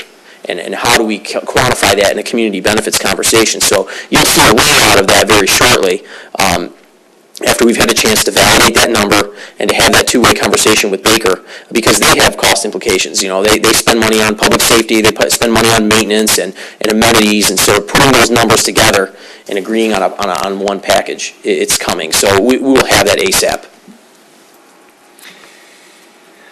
Thanks for the thorough explanation. I appreciate that. I am wondering what the net gain in parking is going to be from the proposed parking structure above and beyond the combination of the number of spaces that we're losing and the number of spaces that Baker is going to need on an ongoing basis for its day-to-day activities. Great question. So while we don't have the exact parking count number yet for them because those square footages are still taking shape, what we do know and what we've planted as a requirement is they will have to provide at minimum the exact number of spaces we have in both lots 11 and 13. So the City Hall lot and Como's lot, those number of spaces have to be publicly available at all times, 24/7, 365 in that deck. So that is a starting point right there. And then on top of that, they have to meet their ordinance. So that's part of the mix, and you'll see that as that data becomes available, as we start hardening these square footages, particularly on the uses adjacent to the deck too, because that'll affect, they'll have to have parking for those as well. So they have to account for all of that and our spaces, and then if there's a net gain beyond that, we'll be able to tell you once we've sort of hardened those square footages. Thank you. Thank you. Commissioner Gard? Yeah, I guess I'll just censor on the topic of the parking spaces as well, and kind of seeing what additional community benefits are coming out of this, since these are city-owned lots, that it's not just private-held parcels, so there's a lot more additional consideration about that, kind of meeting that only as much as what is existing feels not necessarily like some sort of great kind of trade-off, especially for such a prime location and property. When you talk about opportunity costs, I think there's the financial side when you're talking about potential private development, or if you're talking about sale, or if you're talking about long-term fiscal impacts for the city. I think there's also the opportunity costs of what this could be as far as public open space, other kind of creative uses that go in there. So I think kind of having those parallel considerations is important, and then also kind of considering that as far as integration into this site as well. So if there is some great benefit to kind of reimagining these two intersecting alleys, how can that be a little bit better integrated into the site as well? Maybe be a little bit more creative about how that site gets divvied up if it is kind of whether it's sold, leased, or whatever that agreement looks like. There's an opportunity to really use that almost as a hub for some, we have a lot of on-street festivals where we close down 9 Mile. I know the parking lots and even this vacant lot here is used for a lot of festivals as well. But how do we kind of more seamlessly integrate this site into that re-envisioning of this part of Ferndale and what that could really be like? I think there's a lot of creativity there that we aren't quite harnessing. So it's just kind of a consideration on that front. When you talk about opportunity costs, it's not just financial, it's a lot of that experiential. It's about kind of what it means to live in Ferndale and why people are attracted to it in the first place. We'll definitely consider that through the chair. I mean, a lot of what you're seeing here is just responses to what's been spoken up about, so I appreciate you speaking on that. We've talked a lot about ways to increase green space and create oases from urban activity, but that is definitely something we'll take into consideration as we look at this for sure. Yeah, and through the chair, I guess that kind of discussion gets into a little bit of some comments about the building. I think the previous comments about architecture is something I'm not going to be able to improve upon. Just do want to kind of reiterate some of that concern about, the arcade, the size of that, and the perceived safety of somebody walking down the street, and some of those sight lines and those considerations, I think, could really be improved upon there as well. But I am kind of curious about, how it ended up at a 3-story, especially considering what the permitted height is in this area. What other opportunities could potentially become available if we're looking at additional height, maybe a different orientation, maybe some additional flexible ground space, open space on this site, especially in consideration of its unique situation on the alleys. And kind of, as this is a city-owned parcel, and those experiential opportunity costs, kind of thinking about how that could be oriented differently to kind of really make the most of this site. So I don't know, maybe I could leave that open for a response as far as, why is it kind of almost filling a parcel of 3 stories versus some other different orientation that could be on there. But then also how that works with pedestrian scale articulation and use of the site as well. So that's kind of one comment I have on there. Maybe if try to continue on or wait for a response for that, or? I guess depends on if I don't know if they have a response to that tonight. Would you like to speak to that, John? Yeah, I can. Thanks. Well, I can't fully respond because, with the comments, at least so far, I'm sure there'll be more on the massing, the architecture, et cetera. We need to huddle up and address those point by point and consider them. But in terms of the kind of the mass of the building, this is in the CBD, and the zoning basically requires you to be very close to the lot lines. And being in, your CBD is very small. You have very few parcels in it. And really density and massing is part of what the city or any city really is looking for, as opposed to pulling the building back. So the bulk and the mass of this building, whether it was an office building or a school or whatever, is generally going to be about this big. I mean, it's never going to be parking in front and a 1-story strip store behind. It's always going to have basically this general bulk and mass, and that was our kind of starting point. In terms of how many stories, we could have gone to 4 stories, but I'll let Patrick maybe address that. That was a directive from Baker to us.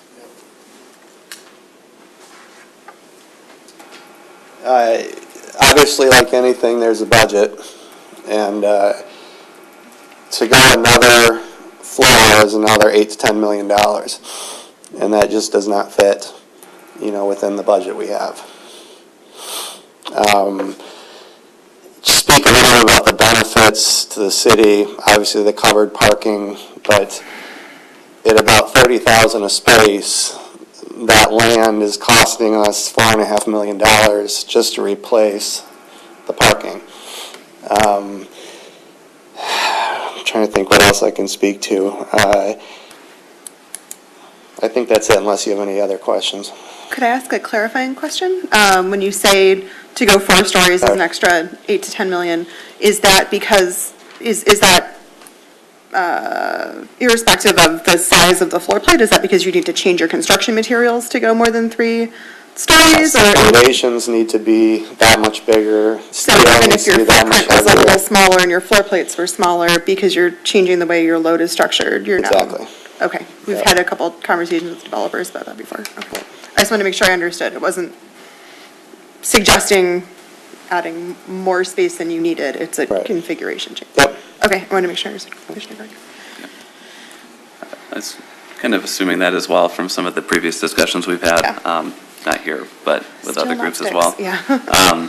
But, I guess getting back to that orientation on the site and kind of flexible open space, and how that kind of relates to the city, I think it's important. Yes, we have that kind of consideration for building to lot lines and that sort of thing. This is a pretty unique spot, especially if it's bringing together multiple parcels. There is opportunity to kind of designate what area would be included in that. So I think whether that's a park space or some other thing that's included within there or kind of separated out, there's an opportunity for that. I guess it's just like in music, right? You can't have that know it all the time, there's a period of rest. And I think that's a very important thing in the urban fabric as well. And this is a part of the city that's going to have a lot more going on in it and not as much rest. And that's kind of one of those considerations that I'm looking at, especially because it is city land. That's much more of a concern or consideration on that front. I guess I'd kind of switch topics a little bit over for the parking deck.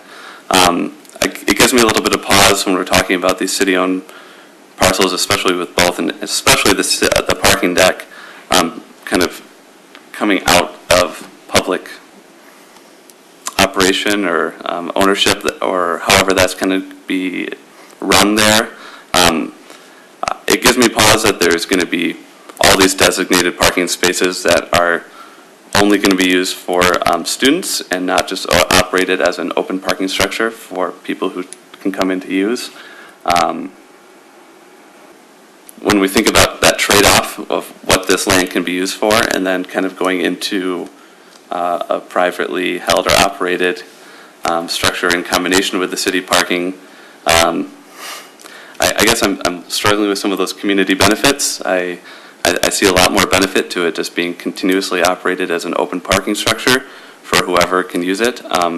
If the capacity is built into it for this use, it shouldn't be something that's a concern, especially if we're looking at additional community benefits and getting spaces above and beyond just replacing exactly what's there. I don't think it would be as much of a concern. And just for both of these, looking at sustainable design for the deck and the building, kind of going above and beyond, this is an opportunity for the city to kind of showcase. I don't know if there's any consideration for the LEED or any of those kind of requirements. And then just making sure that it's both the building and the parking structure, how they're kind of dialoguing with what's surrounding it. Especially with like the library there, the city hall on the other side, kind of how is that tied into the whole thing? And I think that was a good comment earlier. It's not just a building that's picked up and set down here. It's how does it actually communicate with the context here within Ferndale and the unique buildings, orientation, alleys, and that sort of thing that surround it. So just kind of having that better conversation between the parking structure and its surroundings and the building and its surroundings as well. I'll pass on the time now. Commissioner Green? I guess a lot of things have been covered, so I'll keep mine brief, but just thinking about our future planning for Ferndale, I saw on some of the flyers, I think, and on the presentation, something about affordable housing, and I just wonder what are we looking at in the future for that? Are there any plans to put housing nearby the school? Does that kind of change it into more of a campus, like traditional? Like, what are we thinking about that for the future? Have you guys talked about that at all? Sure, I could speak to that at a conceptual level. So, part of what we talked about in sort of the community benefits conversation is, and again, a lot of this is still to be fleshed out, it's very much a two-way street, but we've talked about potential uses in the rear being, townhomes, and, we've talked about, we have the Housing Commission going through the RAD conversion, and maybe there's an opportunity, and that's where there's some real opportunity for creativity, and I'll just back up a little bit about this site in general. That massing is very, it should look very familiar to those who were closely following the parking study committee, because that's essentially the geometry they arrived at for the parking deck when Carl Walker, the firm, looked at that. And so there's flexibility in sliding it north and south, but if you want to maintain the breezeway between the buildings, so that's sort of like a breathable space, green space, etc., you can't really go east-west, but you can slide north-south. And so as what we talked about beforehand was saying, well, create a buildable envelope on both sides, so you could do perhaps affordable housing in the rear and mixed use in the front. Obviously with today's comments and sort of the different concern, that's something that we'll carry back in a design conversation, and Justin's been doing a great job sort of leading that work group. But that's sort of the conversation there, and we did talk at a very high level in terms of the idea of scholarships put around, or maybe rental assistance type things. We've talked at a very high level at these things, so we're exploring that, but there's no plans to put sort of campus housing or a major influx of housing as a result of this project. But what it might be an opportunity to do is to partner with nearby developments and talk about, again, just high level concept. I don't want to overpromise, but you have like Live Midtown, type initiatives, we can have conversations about those kind of partnerships. And that's sort of what that's alluding to, is that you're going to have these folks here. And I think it was actually brought up by one of the folks in the audience about folks, okay, if they want to walk to school, they got to live here and rents are high here. How does that all work? So we're having that conversation and identifying opportunities that can partner and be a win-win, again, if it's to proceed. Thanks. Mm-hmm. Other questions or comments? Not this time? Okay. Councilman Martin. We're not going to add anything that hasn't already been said, because I think it's been very well fleshed out. I will say this, that was an issue I brought up early on about affordable housing, and I think we very much have an eye towards that, and it's really, I'll reiterate, it's the opportunity for activation. It's a dramatically different use of the space, and that allows policy to be built around that as we move forward into the future, and it's already a policy priority for council as it is. So I'm excited about this and what other kind of activations this different land use could bring. I think we got great questions and great feedback today. I walked into this meeting and said this was going to be a really good meeting, and I do not feel disappointed by that. I think the exchange has been terrific. I really appreciate it. Again, I'm not going to spend a lot of time on my comments because I have a number of different venues now and in the future to do that. But I love the work that you guys do and that the audience does, and brings up really great points that we need to tackle. So don't feel bad about being thorough. Where'd he go? Or in detail, that's exactly the kind of work we're supposed to be doing.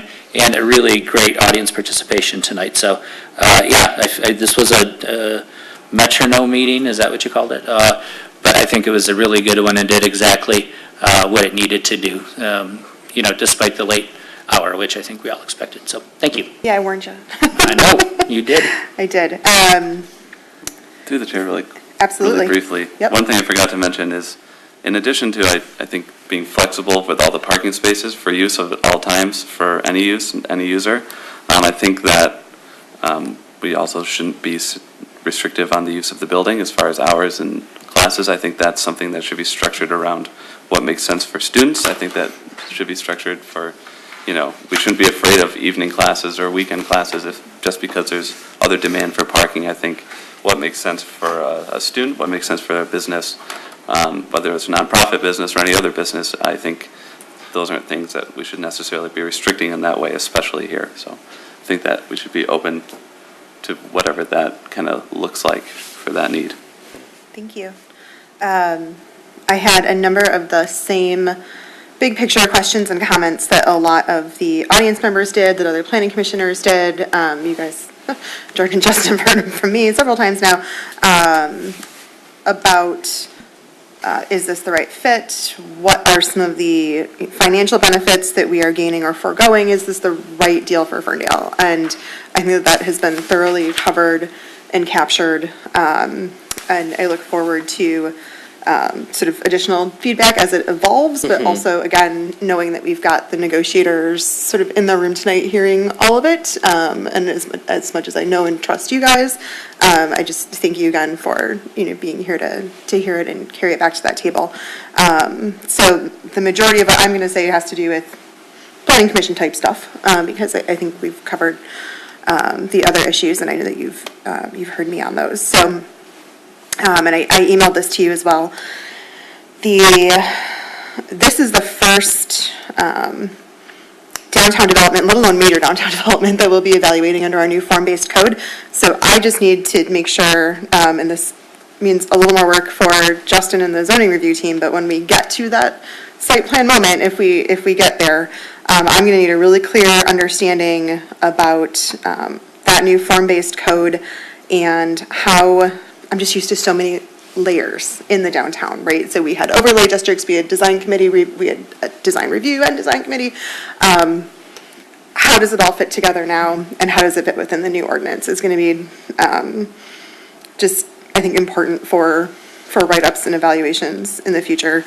Things like materials, like Michael brought up, the mix of public and private open space, and those private open space requirements are visibility, fenestration requirements. Is this the right glass? Are they the right amount of glass? Does the DDA still have any design oversight? I don't remember. Right, these are kind of those are the moments where I'm like, I'm so used to doing it after 12 years doing it the old way.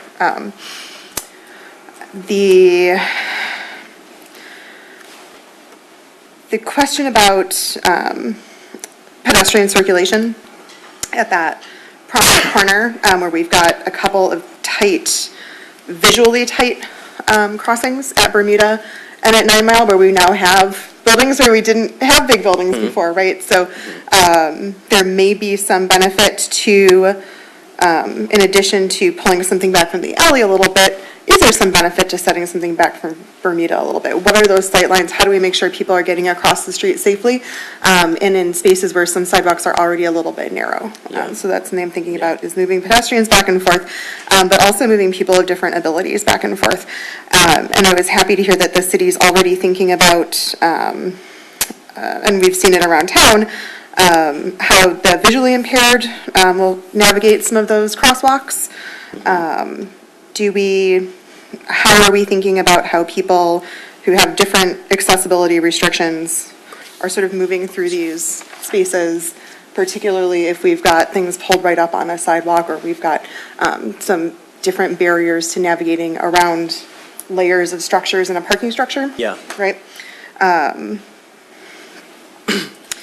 Speaking of parking structure, and this is channeling my dear friend and former neighbor, Katie Hirschberger, how is handicap parking going to be handled on both sides of that parking structure? How are we going to make sure there are still spaces near City Hall and spaces near the library? How will people walk from the structure to these public buildings?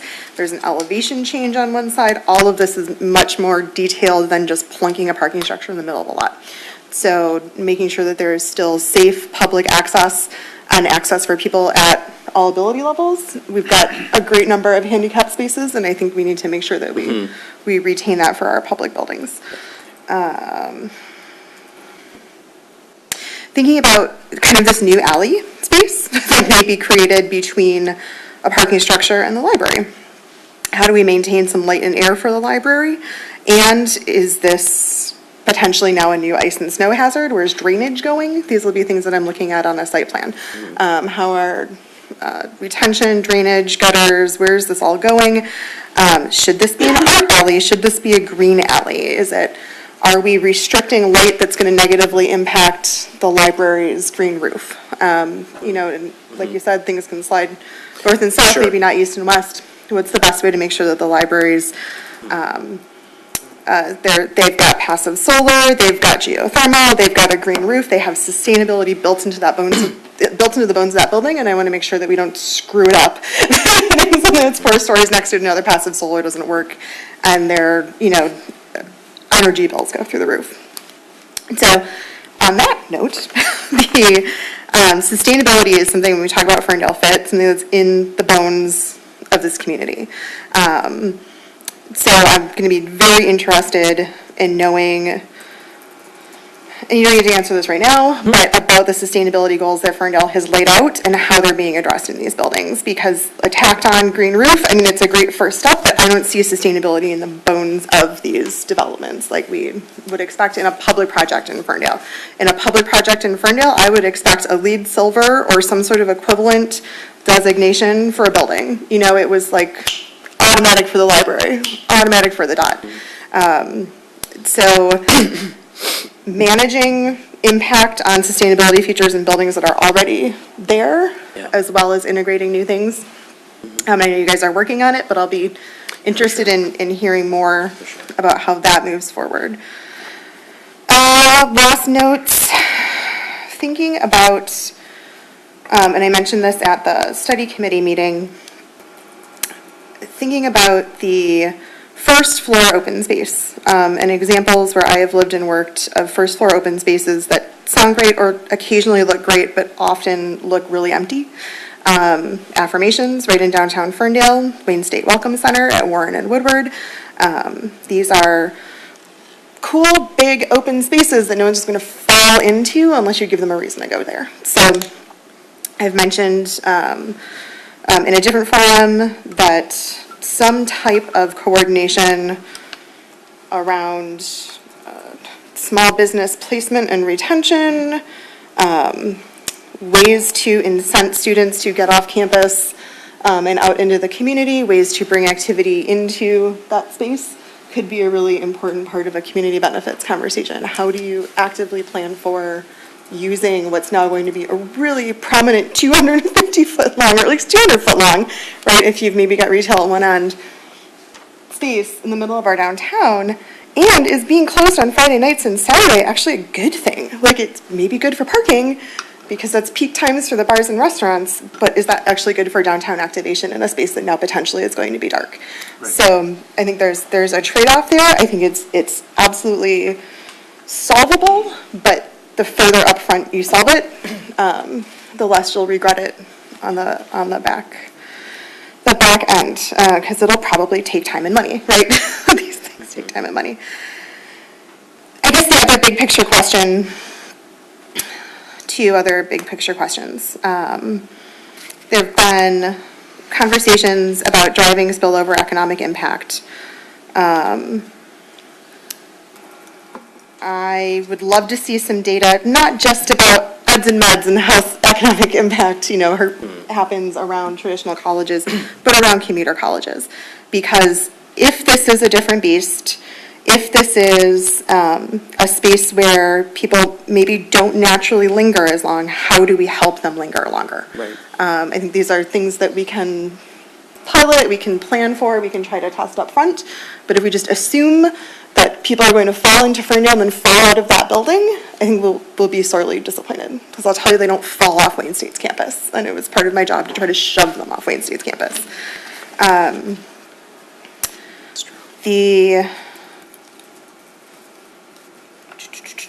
guess the last, we're doing traffic studies.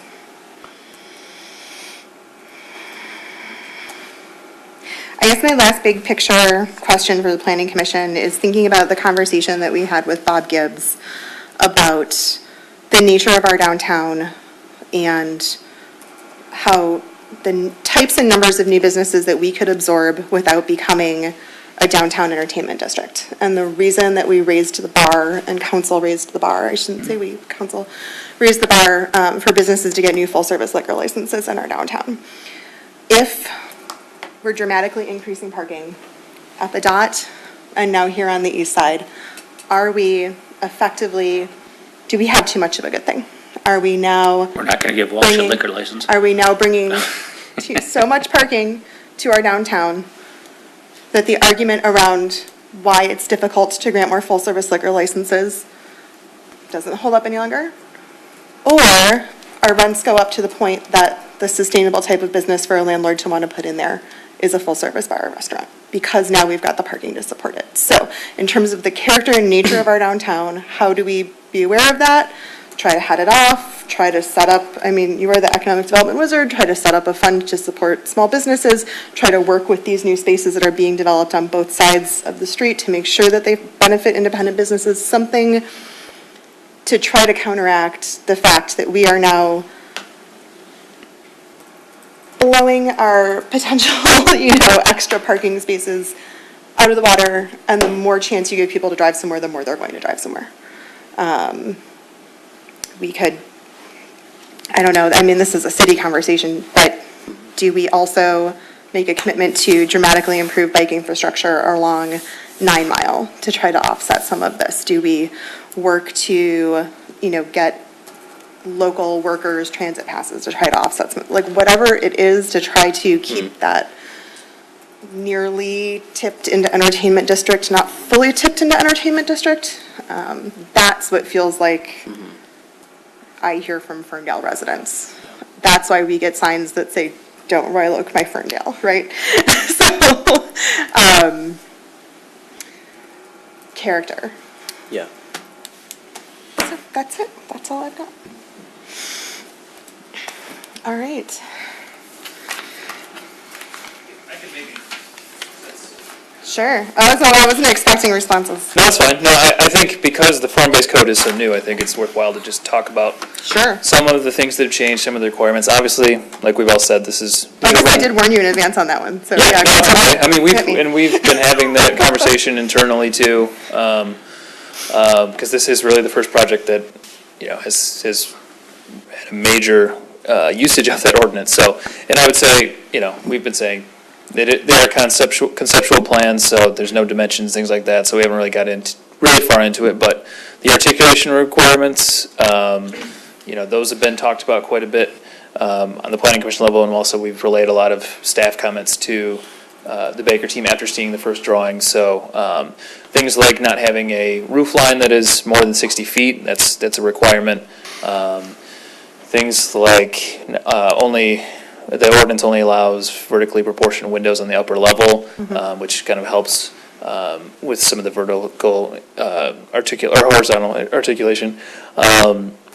Fenestration requirements for openings on each side. So the Bermuda side is considered a secondary frontage. So 60% of the ground floor level there has to provide that fenestration. 80%, I believe, on the 9 Mile side.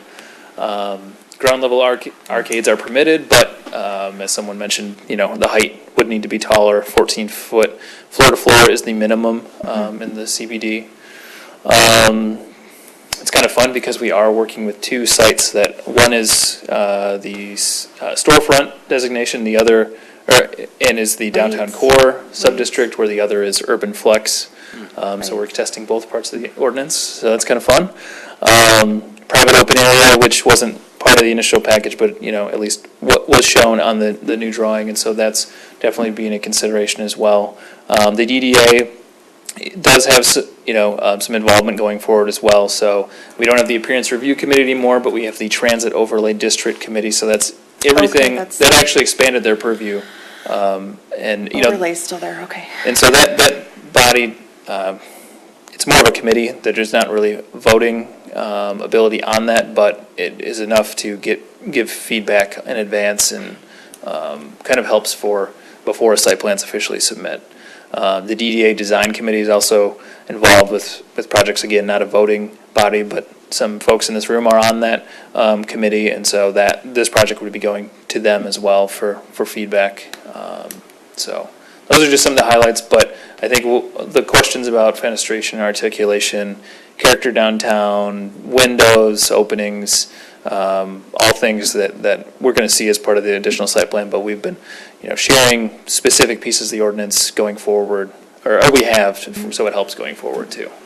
The ability for some of that articulation and public/private open space to address some of those pause points that Commissioner Goering was talking about. I hadn't even thought about site configuration as a possibility, so it's just interesting. I don't know that it's possible, but very interesting. What do we really need on that site, and does retaining ownership of part of it push that?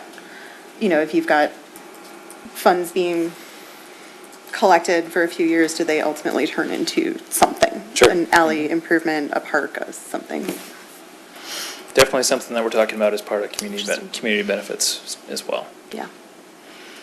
All right, any final comments or questions from the table?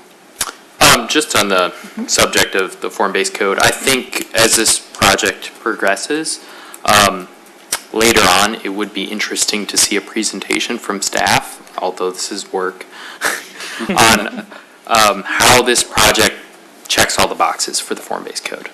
To say, this is something that we wrote into the code, and here's how it's doing that, right? If it's a simple diagram of, here's the site, and this is the open space requirement, and this is where it is, and things of that nature, I think would be very helpful for this body to understand visually what we put into the code. Absolutely, because I think that we're seeing as well, and so Kathleen, while we're keeping her busy on other districts, she. I was just going to say, have Kathleen do Yes, so she's helping as well. I mean, because we're seeing, frankly, anytime you adopt an ordinance that had this many design elements in it, you're going to see some things that maybe were not intended, and those. I think there's definitely precedent for updating ordinances that you have a real life example and you see where some issues and things may not have came out as they were initially intended. So I think this should absolutely be part of this. Thank you. Without spending more money on consultants? I mean, I'll just do it, Okay. We'll talk. Yeah. I thought Kathleen was already working on it. Any administrative items this evening, Justin? No, I would just say we're expecting to have agendas not related to Baker probably, but other agendas for March 6th and March 20th, I believe, are the dates, so. Okay. If anyone can't make those meetings, definitely let me know. Just want to make sure we have quorum. Commissioner Goring, are you with us through the end of March, or is that still TBD? Yes. Okay. As needed. Okay, well, I mean, asking for that Yeah. reason, because I think that's also like The school 20th, I break kind of time, committed through so. the 20th. Yep. Okay. Which we thank you. appreciate. Thank you. Alrighty. Okay, then we will adjourn the City of Ferndale Planning Commission meeting at 10:19 PM, and thank you very much to all present, and those who have left, thank you as well. Thank you, Chair Baker, you did well. It was great. We try. Well-planned meeting, great that it was proactively By the way, our meeting planned that sometimes way, goes it went very well. I agree. I think the format was great. Jordan, Justin, Anika, and I all kind of tried to figure out how to get it. So appreciated. The motion to recess and then come back. Do you want me to? How that gets fixed. Can we open it back up? Yes, you know what, hold on. Nobody move. Hang tight. I'm sorry. Oh, you don't have to hang tight, Aaron. Carson and Dan. I'm so sorry. Do you want me to have a motion to come back into session? So moved. Rich? Sure. Councilman Martin has a motion to reopen our meeting. Is there a second? Second. From Commissioner Cassio. Someone else is going to have to do All in favor? Aye. Aye. So just in case we needed that, we're back in session at 10:20 PM because we should have had a motion. Recess. Rich checked with Barb to recess I back would move that at, we retroactively recess back into. back at whatever time that was. 7:30? I have it written down somewhere. 7:23? Yeah. Okay. It's in here. So the motion to recess Dan, and then who seconded? made by Dan, Second. seconded by Michael. All in favor? Aye. Aye. Any opposed? Thank you so much. And now we will adjourn at 10:20 PM. Thank you. Oh, it's late. Yeah, we've definitely been here longer Thank you. before. Midnight, so I'm okay with this. I've been here longer, yeah.